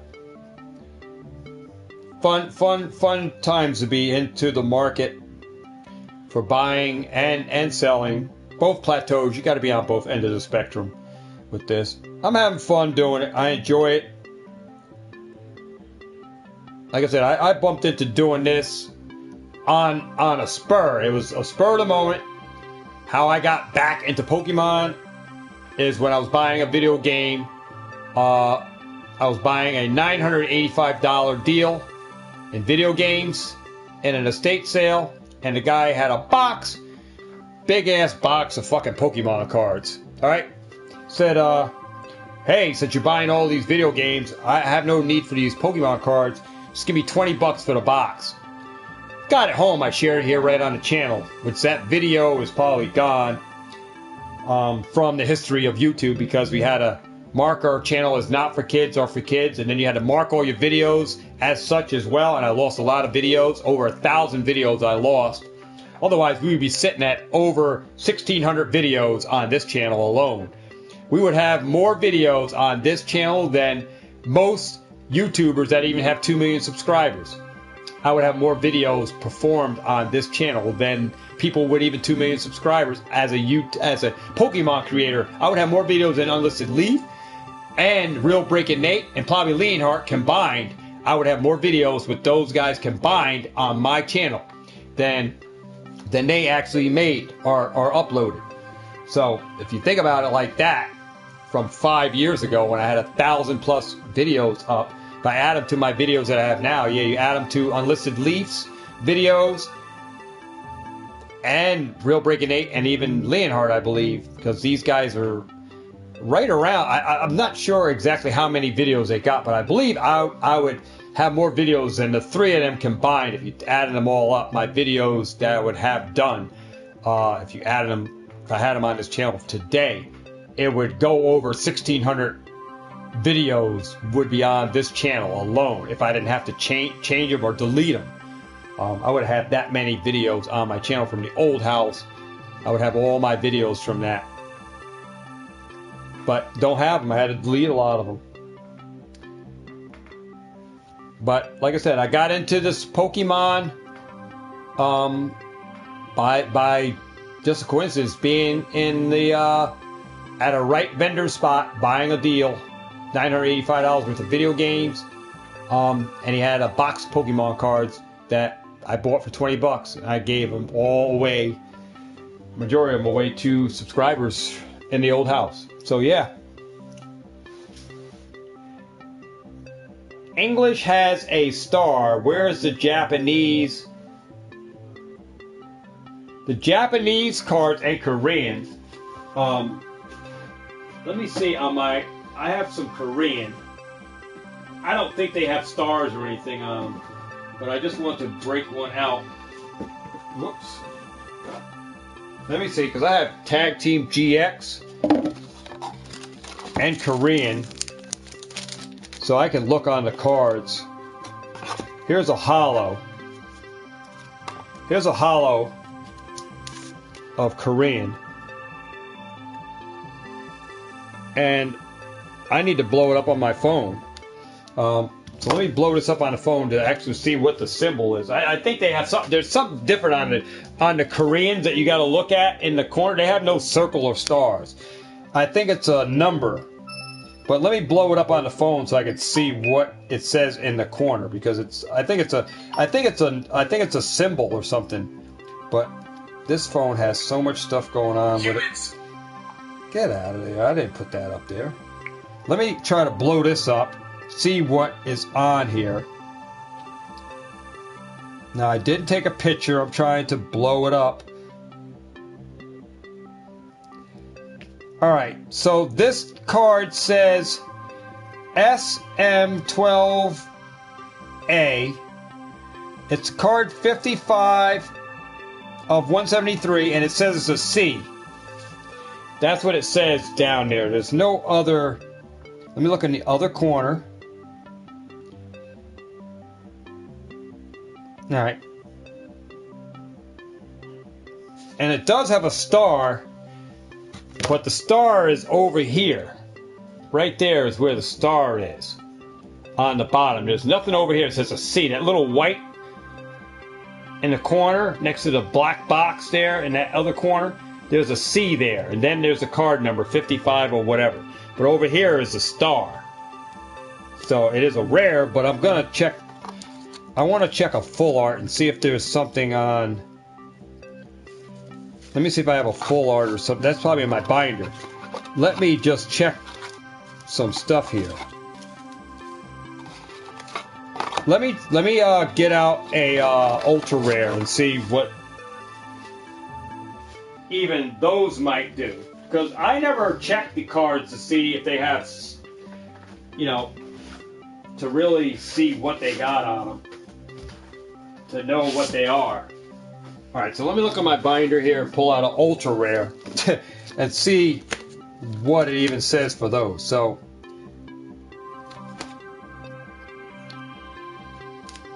let's see what this Rayquaza ultra rare. Let's see what this one says on it.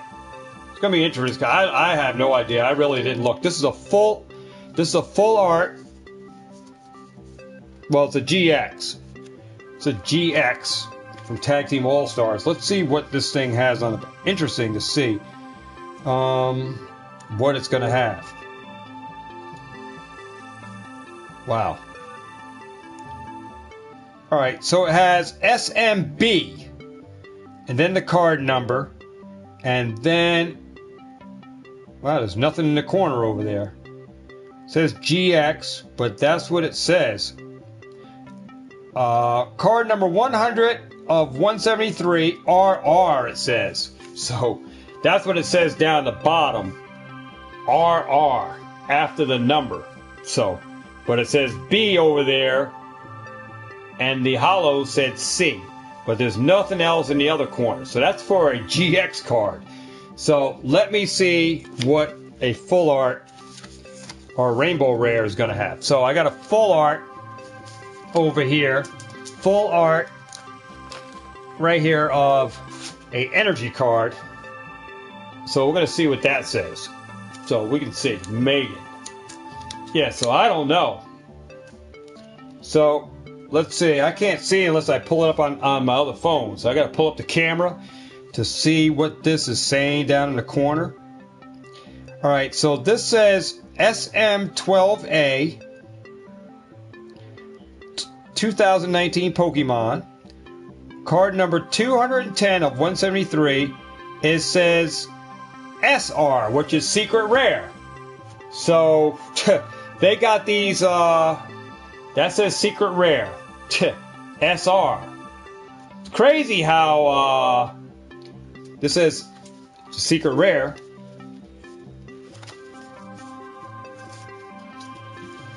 Let me see what a full art. Let me see what a full art says on it. A full art card. Let me see what that will say on them. Full art GX. Let me see what this says on it. Full art GX. All right. SM12. The letter is C.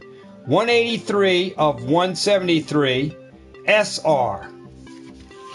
So that's an SR.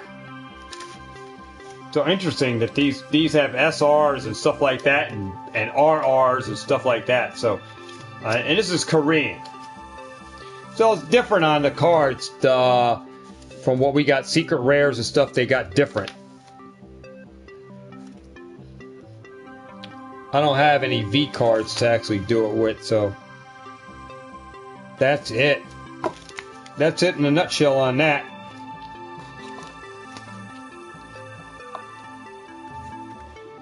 Let me make sure I get that Rayquaza back down in there.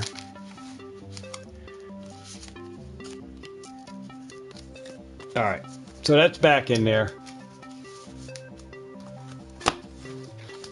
Yeah, so that's in there. So that's Tag Team All-Stars. Tag All-Stars Korean. Tag Team GX. This set really took off. Pack-wise, the product went up in price too.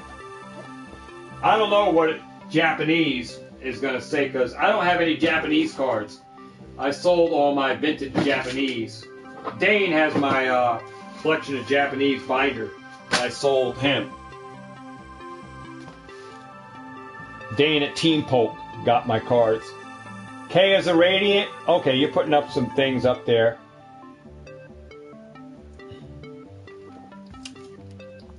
Yeah. But yeah, I'm gonna get at least 20 of these things. These 6-pack boosters. I got a Lost Origins booster box I gotta put together. I gotta fill that up. gotta fill that up, and I got like 4 Astral Radiance boxes I gotta fill, and I have 2 more Brilliant Stars ones to fill. So, and that'll fill all the empty boxes that I got. So, I got a lot of different products to buy to fill those boxes up, and that'll just go in my cabinet over here. You have a Brax? Oh yeah, I have a Braxton, and I believe it's.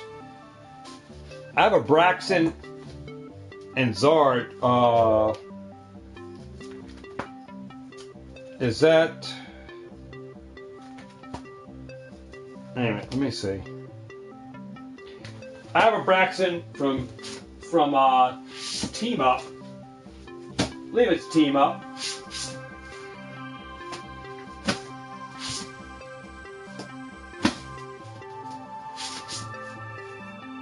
Yeah.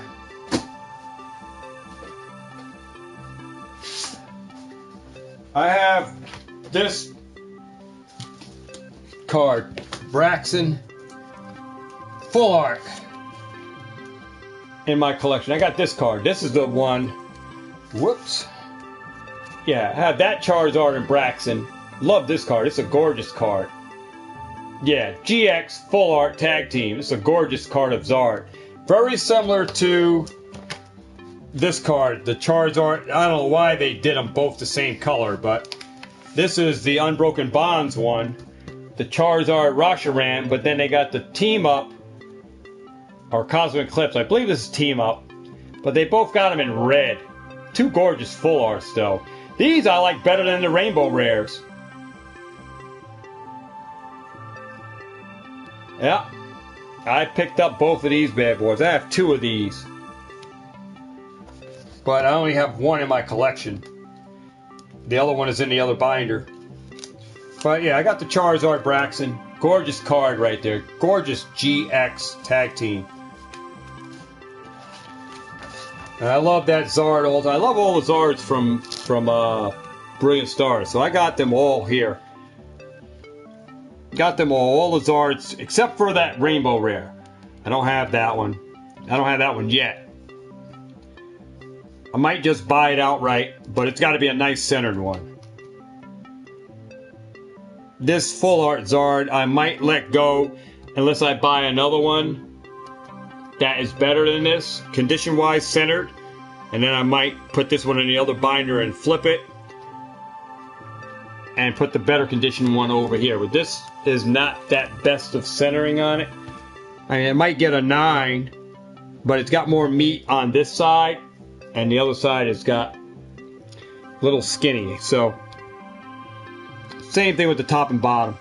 But when I find better samples, and I move one out of here and I get the better one. But this one's probably going to be a 9 or a 10. Or if I do end up getting it graded, it's going to come back either a 9 or a 10. That alternate art. And I was going to sell that at one time. I said, and then I changed my mind. I said, guys, I'm taking it off the market. I'm not selling it. Remember, right on YouTube, I said I was going to sell that Charizard card, and I took it off the market. I took it off. I said, I'm going to hold on to that. Because I had to look at the centering. I said, even in a 9, this thing is going good. But I pulled that Charizard out of my second Brilliant Stars booster box I opened on the channel. Pulled it right out of the second box. And I still have 3 booster boxes from the first wave. From the first wave print run. So, and I bank, and I can tell everybody this, I don't care. Every first wave product has the best pull rates. I think Pokemon plays games with the other pull rates from different waves. They just run corrective issues where they correct the centering, correct print lines and stuff on the second waves. But I think the first waves have the better pull rates.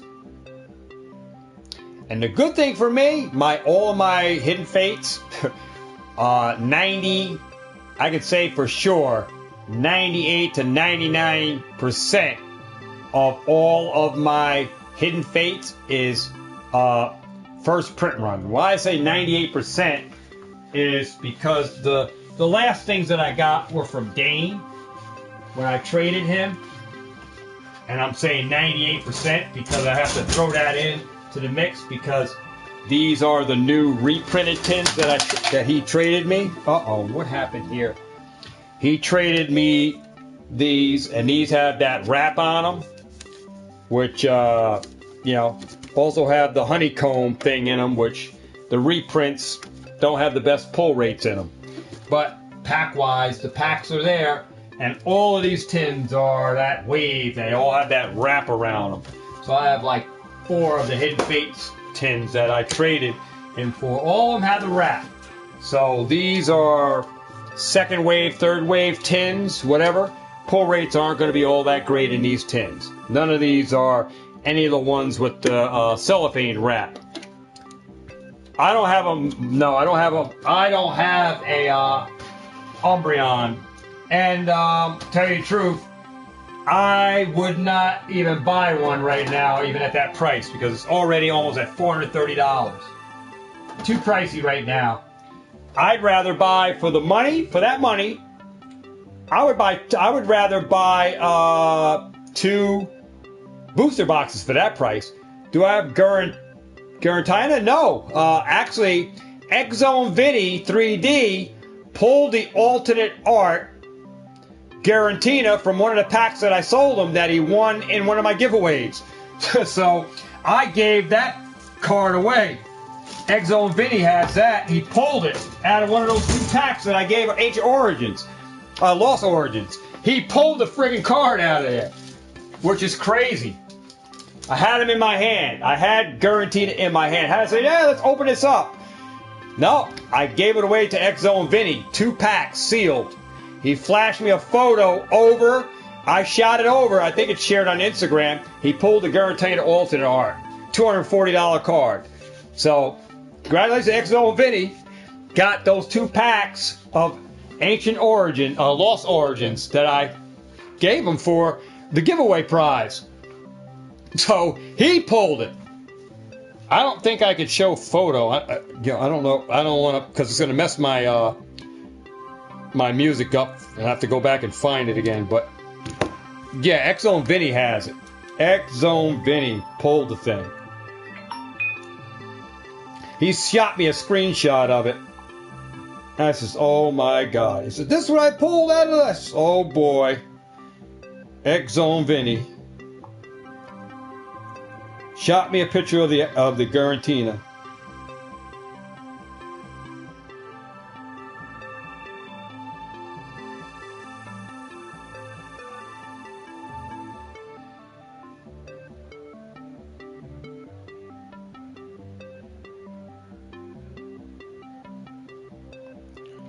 Trying to see if I can find. I'm looking on my other phone, see if I can find, because I got this phone set up for the music. So, see if I can pull it up. I think it was on Instagram. Let me see if I can.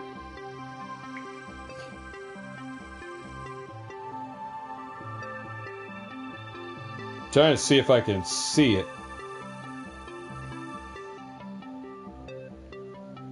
Not seeing anything here.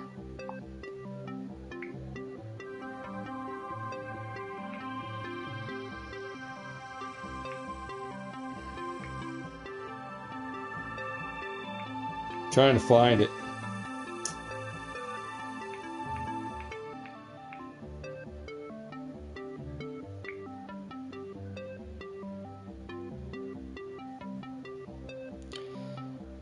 Trying to see.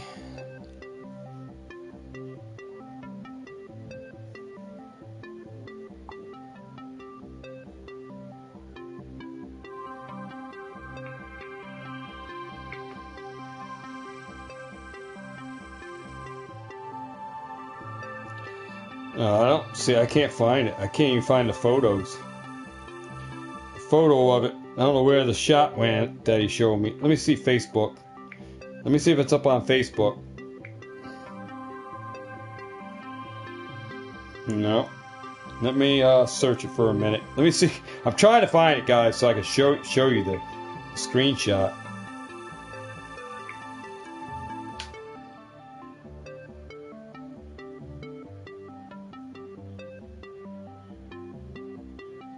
No.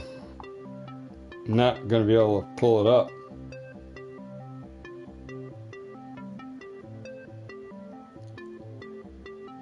I'm looking up, but it's not showing. So, yeah, I can't find it on here. But yeah, man. Crazy.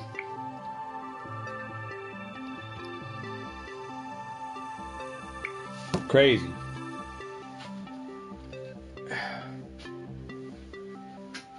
I got the V-Star Aerodactyl. Paid $1.90 for that card. The V-Star and the Magnet. Well, $1.90. Well, if you look at it, you for the price of $25 for the lot, brings the cards down to like $1, $2 each or something like that I paid for the lot. Which the Gurtina. The Gurtina V-Star, huh?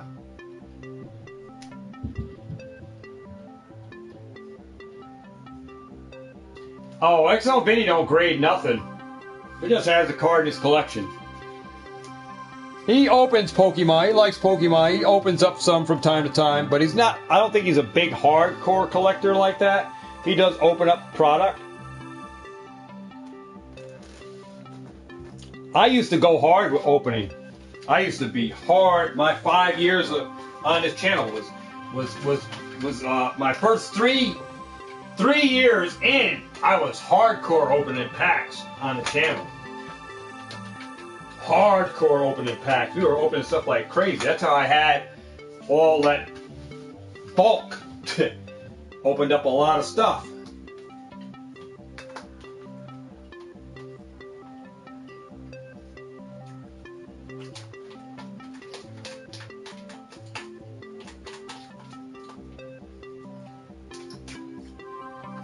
Sitting over here eating. I'm looking right at the TV, looking at the chat. Oh, you hit the Aerodactyl at a Lost Abyss. That's the Japanese format of Lost Origins, right?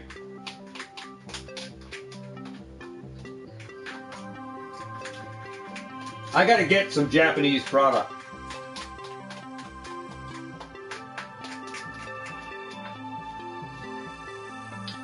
I'm jealous over Baby Charmander. He has a Radiant Charizard from Brilliant Stars in the Japanese. I have yet to pull that card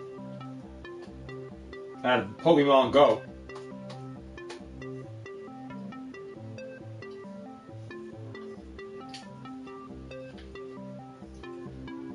Ben says, all because of what I said. He's thinking about opening what he has.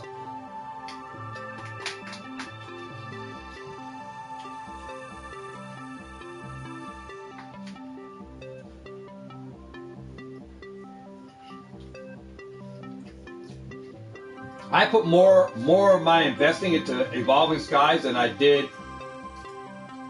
Yeah, it's about $27. Maiden. It came down in price. But I would buy that card, a knife-centered one, just so I can throw it in my binder with my other Zards.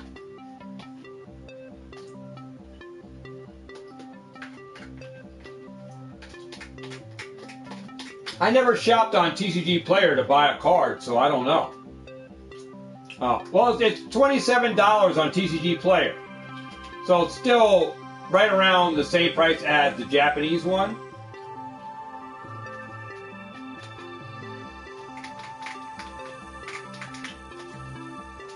So I would definitely pick it up. I mean, for $27, if I find a deal with somebody got a nice one on Facebook, then I'll pick it up, hopefully locally, or trade for it.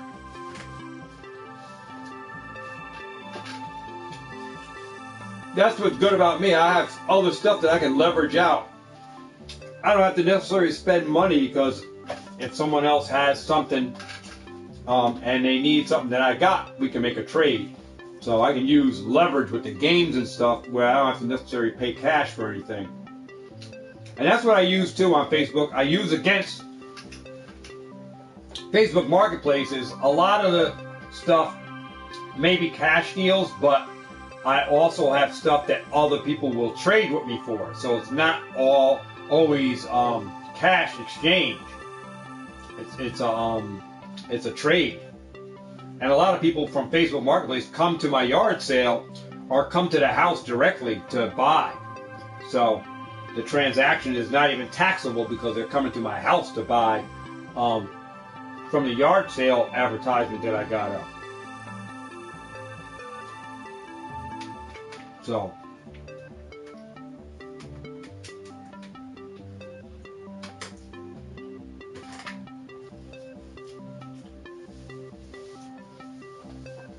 yeah, I got 2 of the Venusaur Radiant cards. No Blastoids, but I don't have the Zard.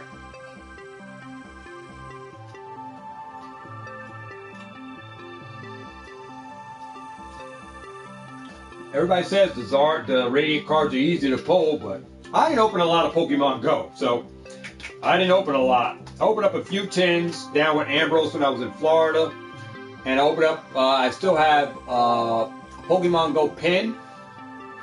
I have a pin collector box.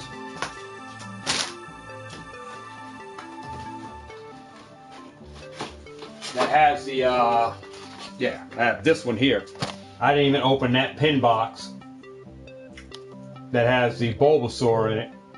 Still got those. And I got about 5 packs loose in my collection, so I don't have a lot of Pokemon Go product.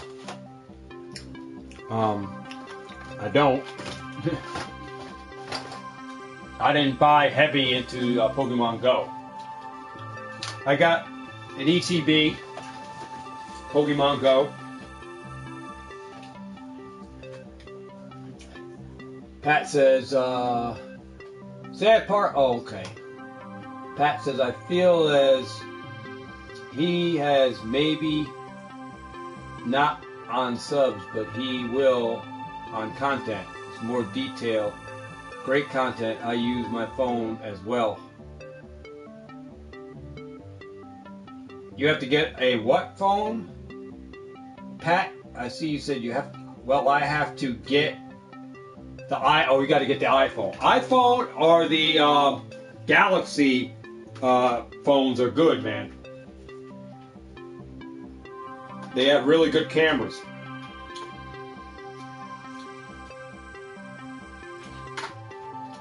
I'm going to be streaming with the Samsung Galaxy S22. The work phone for the studio here is the S21. And I have a 22 that's still in the box that I'm going to be using as my camera phone. One of my camera phones. Oh, you got Phantasma Maiden. Collects a lot of those.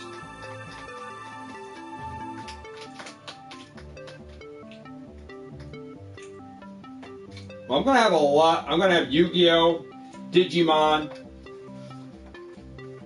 Dragon Ball Z, MetaZoo products here, along with the sports cards, Garbage Pail Kids, Fortnite. Yeah. Climax. What do you say? Climax VMAX? VMAX Climax, you mean? That they're coming out with a sequel to that. I was just on Pokemart USA. He was talking about a sequel coming out of a VMAX Climax coming out. New set. Gonna have somebody leak pictures of the cards already. But it's gonna be crazy set in Japanese coming out here real soon.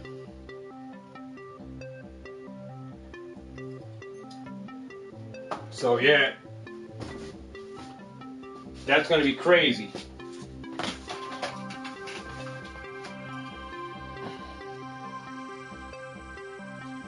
Papa says, only time I open product is if I get sealed product that is damaged in shipping, and he would open that.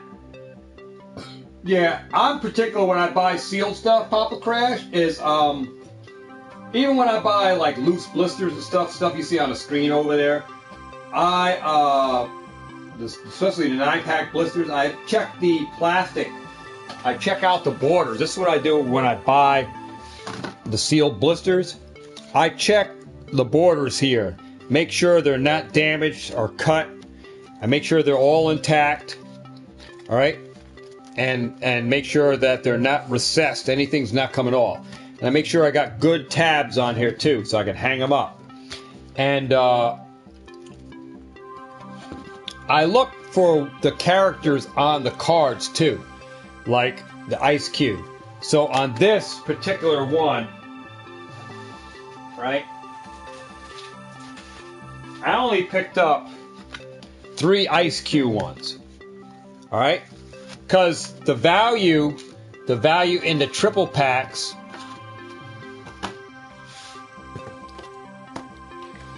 I believe we're going to be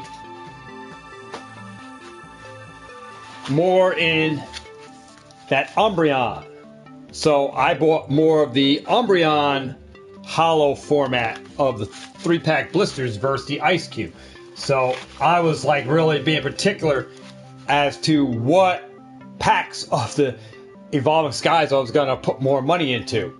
So I end up with more of the 3-pack blisters with the Umbreon hollow than the ice cube one. And the prices, if you check TCG Player, you would know which is the more valuable art set or 3-pack blister, just by the name. So, Battle Regions, I think, yeah, maybe it's called Battle Regions, Madden, I don't know. EV Evolutions is a box that GameStop is going to have. Has all reprinted evolution cards in it that we already seen. I don't know how good that's really going to be as far as a GameStop exclusive. I'm not going to park too much money in that. Even though it's a GameStop exclusive, I don't know about how much money I'm going to park into that. See, you got to be able to read in between the sheets on this stuff. But I gotta get some Japanese product and Korean Pokemon product. That is going to be the next one of the next chapters on this channel. Is I got to get that product in, so I can offer that up on my Rip and Ships, because I want to offer up a huge menu.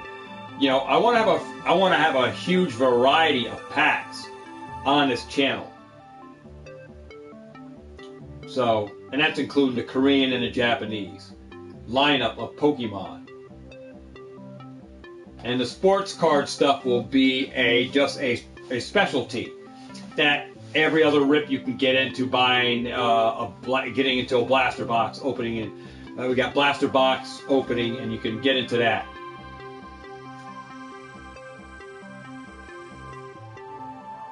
You can hit some Flareon V's. Well, you know those boxes, those I think they came Flareon, Vaporeon, and whatever, maybe Espeon. Those 3 boxes that were exclusive, really nice, and they're doing a reprint on them again. I saw those when I was at Barnes and Nobles. Not the reprint one when they first came out, but I opted not to get them, and then I went back the next day to go get them, and somebody bought them up. And then I never saw them again. I wish they would reprint the Target exclusive squishy collection boxes. Those were nice. They had the little Mewtwo or the Mew squishy figure in it. I wish they would reprint those and reprint the Walmart Charizard box again too. I wish they would do that.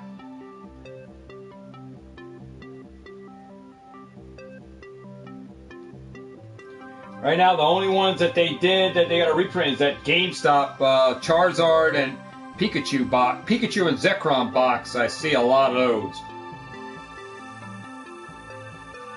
at GameStops, and you know, I go back and they're there still. So people are not buying them, or people don't have the money, or I don't know what's going on, why people aren't buying those. But I know I went to one GameStop, I saw Evolving Skies, nobody bought them.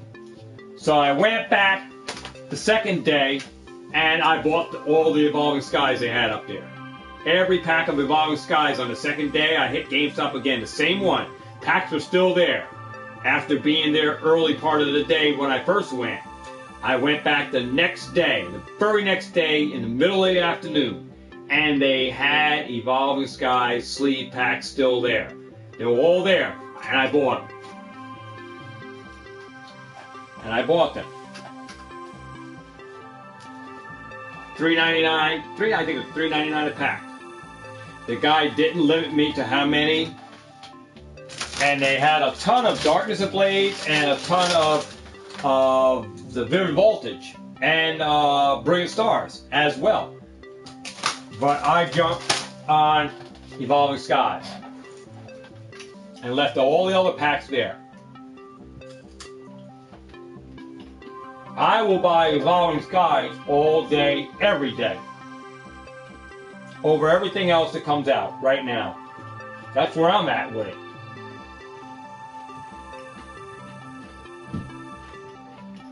Because the way I see it, guys, even if I miss the boat on some of this other stuff, I can trade Evolving Skies and get what I want.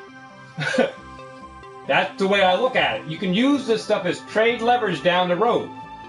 That's why I buy into more stuff heavy on sets that I know are going to perform better than other sets, that I got this other stuff, like those 3-pack blisters. I can trade for other stuff if I miss it. This is the good thing about collecting and buying certain products, because you have the leverage right here. I have the leverage. Even though I don't have booster boxes anymore, I still have sleeve packs. I'm not chasing no Umbra. I'm not chasing nothing. I'm not chasing nothing, Madden. I'm not chasing. If I happen to take a pack and open it and I get it, fine. If I don't, I'm okay to move right along with the rest of everything the way it's going. I'm more an investor than an opener. If I open something here, if I don't want it, guess what? It goes into my pull box for what I'm going to do on ripping chips. Or it goes into my giveaway for the card game that we do here, the card giveaway. So, the only cards that I keep that are in my collection right here. Right here. This is my main stuff that I am attached to that I'm going to keep. Now, when it comes down to even this stuff, when we even go back into like this other stuff, I'll probably be keeping the Zards. I'll probably be keeping the Blastoids. Probably be keeping the Venusaurs. But then when it comes down to some of this other stuff, I'm okay with letting it fly. Everything else, I'm okay with letting it fly. Selling it or trading it off. Because I have so many of them. But I enjoy collecting celebrations, certain things. Along the way, why it's dirt cheap. I'm able to buy and get cards. Dirt cheap, even buying them. I'll add them to my little binders. But those binders I collect because it's something to do along my ride while I wait for the right opportunities for other stuff. I dabble in some other stuff. Keeps me busy, keep me active. I'm always watching YouTube channels, learning and gaining knowledge about what's going on in the community and the market. And that's all. I'm okay with that. And despite I have all this product, people say, how the hell do you not want to open all this stuff? Because I realize what I got. I know what I'm in the market for what I'm doing with my product. So, therefore, I'm able to control myself that I don't have to open up everything. And despite all this product is sitting here in front of me, that I can literally grab packs of Cosmic Eclipse, open up 100, do 100 pack opening, 1,000 pack opening, whatever, right now on a channel, I can do those openings. I'm not at that point where I want to do that. I'm not at that point. I'm more of the investing part for that, and I have some other plans that I want to do with the packs as well, that I'm very relaxed on that end of what I want to do at that end of the spectrum. So I'm not chasing after no Umbreon. I'm not chasing after any of the alt arts. If I happen to open up a pack of, you know, Unbroken of Evolving Skies, I pull it, I pull it. If I don't, I'm A-OK.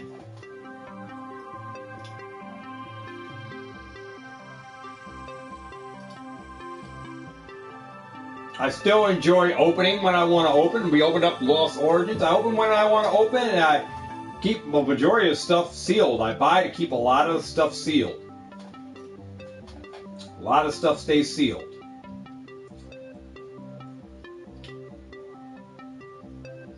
Some people can't really control themselves. They gotta open. They buy just to open to rip and rip. All right. Open up a booster box low. I did. I opened up 6 today. 6 Lost Origins. I did. And I'm relaxed. I know. I had fun. I opened that up for the time being. I opened it up. But I don't open up all the time on my channel. I don't.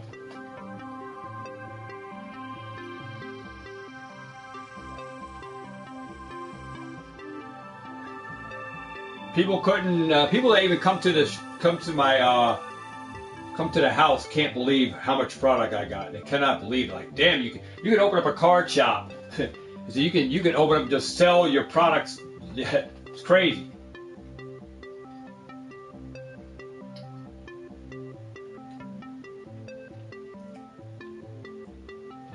If there is a card in a set I want, I just buy the card. Yeah, that's what I do too. I mean, there's, you know, I just buy the card. If I want the Umbreon that bad, rather than try to pull the packs, because there's a ratio, right? There's a ratio. There's a ratio to the madness, okay? And the alternate arts are very tough to pull. Very tough to pull. Alright? Very tough to pull in Evolving Skies. The hit rates of opening up Evolving Skies, you can compare that of trying to pull the Umbreon alt art from Evolving Skies. You can match that up with trying to pull the Charizard from Burning Shadows. You can literally match it up to something like that. Because it's crazy amount of packs to go through. Not necessarily mean you're going to hit anything. But you have a great chance of pulling from a pool of 20-something alternate arts to get the Rayquaza or the Umbreon or any other alternate art that has some good value on it. If you open up the packs, yeah, there's a great chance that you have a hope to get something good. But, you know, I'm just buying the hell out of Evolving Skies. I'm buying sleeve packs, 9-pack blisters, checkout lane blisters.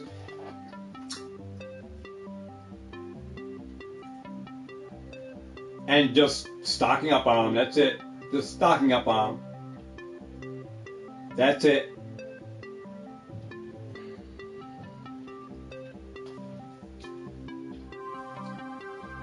And Megan says any fire. I showed the cards that I pulled out of this. I showed you the cards on Lost Origins. I'll show them to you again. But like I said, these booster bundles. Pull the Hollow. We got a Radiant Sneasler full art. Magnezone. Then we got the Trainer Gallery Eternatus V full art. That was a heat we got from 6 booster packs. And that's why I tell you, these things are fire. I watched, what's his name, opened up like 10 of these things. Seismoshock TV opened up like 10 of it. And he's the one that, I watched that video on him. I saw him pulling fire from these booster bundles. I couldn't find any, because every GameStop was sold out. I happened to go to Target today and I found some. So I got booster bundles, guys. They got fire in them. Tell them. Don't underestimate those booster bundles, not the 4-pack thing, the 6-pack one. These got 6 packs and they don't have no regular card.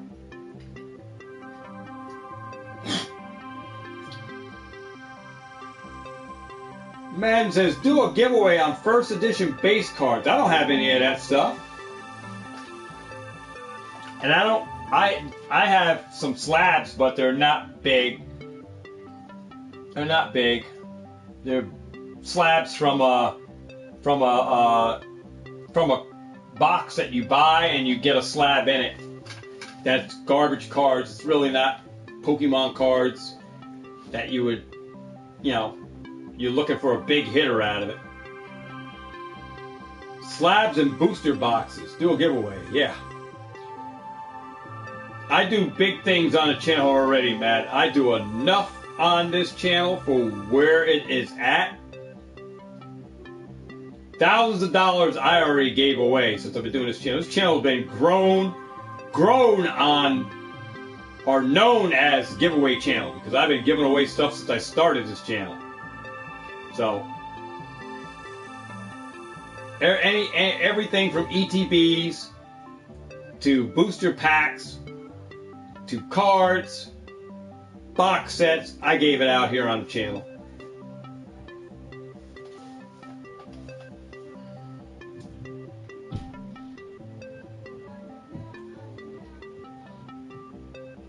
Man says it's a lot. It's a lot more fun opening than buying cards because you're surprised. Well, that may be true, but you know what?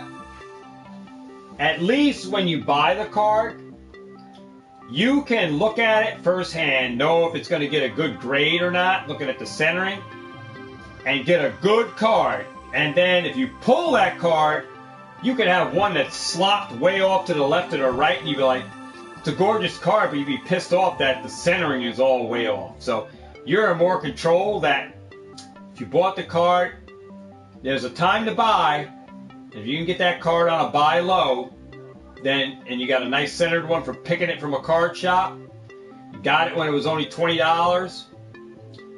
Yeah, and you got a nice centered copy because the guy had 3 of them. You picked the best centered one. You got it. That's your card now. You know it's going to at least get a 9.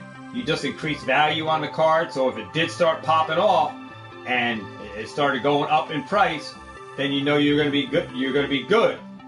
But if you pull it out of a pack and that thing is way all slop centered, I'll be so mad that in today's age you're getting cards that are all slopped, all to the right, all to the left. They're not even centered. With the technology that we got these days, why are cards still off-centered? How are they ever still off-centered as bad as some of these cuts are? I don't understand that one. When everything is computerized, we're using AI for grading now, that they can get us precise grades, you know, better than the naked eye could, but yet we're getting cards that are so slopped off on from cards using this new technology of perfect centered when we get it to on the paper, that when it goes to the cutter they can't cut it straight. I don't understand that. I can't understand that in today's age. This is something that we should be getting when we were in the 90s and when we were in the 90s era of cards.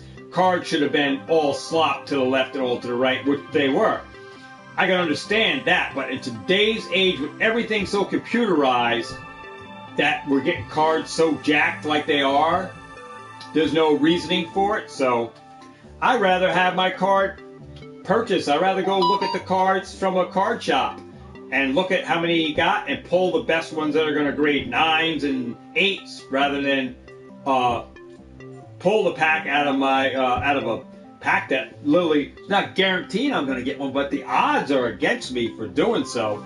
And literally I can open up $400 worth of cards for that Umbreon and never still pull the Umbreon or pull an alt art, and I just wasted all that money. I could have just went and bought the Umbreon alt art.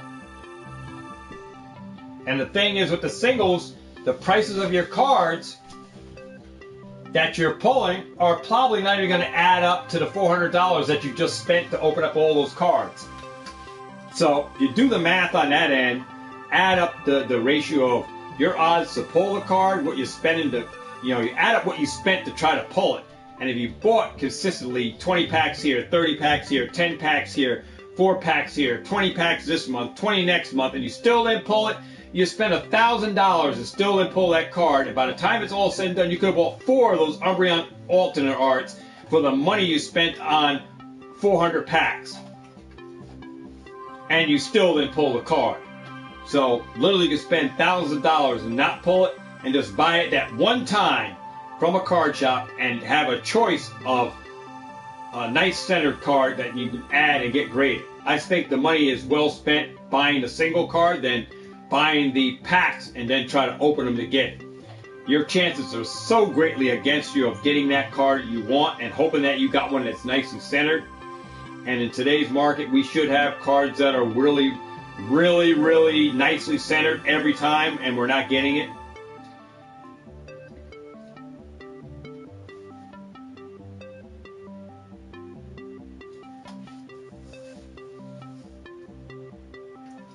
Yep. Crazy, crazy, crazy, guys. Yes, and I hope you guys enjoyed this video. We're having some nice talk here on the side. On the side, having some nice talk with you guys. But yeah, it's definitely drop a comment on what the topic is about in the video. Neat, neat, neat.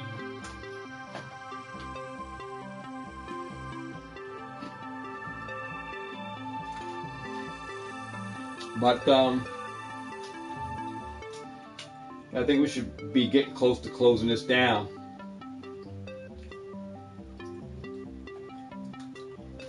Sitting there nibbling on some pretzels while I'm talking to you guys. But yeah, awesome stuff here. So anything else? Anybody else got anything? Anybody else got anything?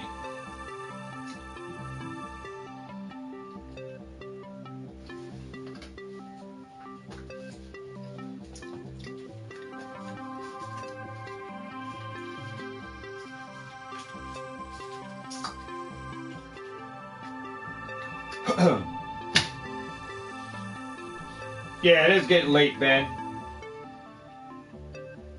I'm getting ready to hop off. Getting ready to hop off, but I'll be back on probably with a live stream, playing some game. But I gotta put all this stuff. Look at my bed, guys. My bed is loaded down. Look at that bed. I have to get all that stuff off the bed. Look at all that. I gotta get off the bed there. Good lords. Boy, got work to do before I even get back to doing any video. But I gotta clean up. So it is late, guys. I'm gonna get this stuff put away. And I hope you guys enjoyed this video.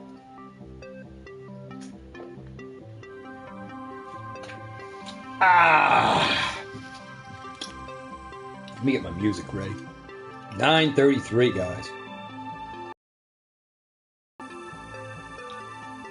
9:33. Your boy is getting off game as soon as I clean up. All right, so guys, with that said, let's go ahead and close this video down. I want to thank everybody for stopping by. I really do. Make sure you hit the like, subscribe, comment, right, Pika?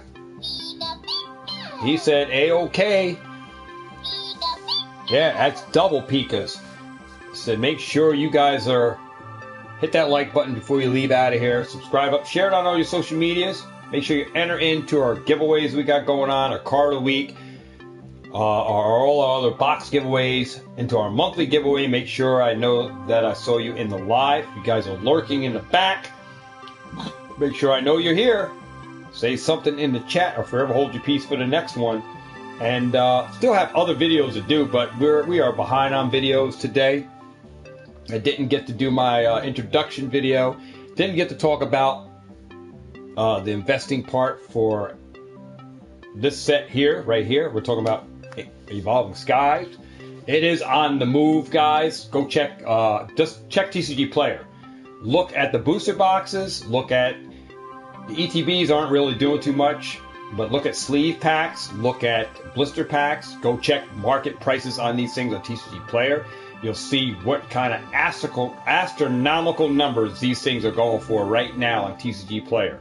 So if you got into these at $12.99, guys, you're sitting at a very good place in time right now. If you got the booster box, guys, of Evolving Skies, you're sitting very well, guys. The booster box are sitting almost at $430 for Evolving Skies booster box right now. It's really crazy the way this set is going off. $430 is the Umbreon Alt Art is sitting at around that price.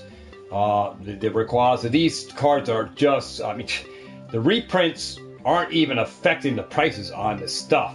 They just have traction that seems to just keep letting this set ride to the moon.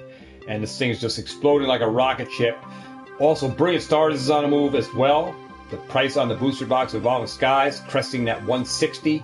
Guys, I don't know. This is a crazy market, and you thought it was all said and done that we're in a buy market. Man, you better get on some of this stuff before the prices just go boom, boom, boom.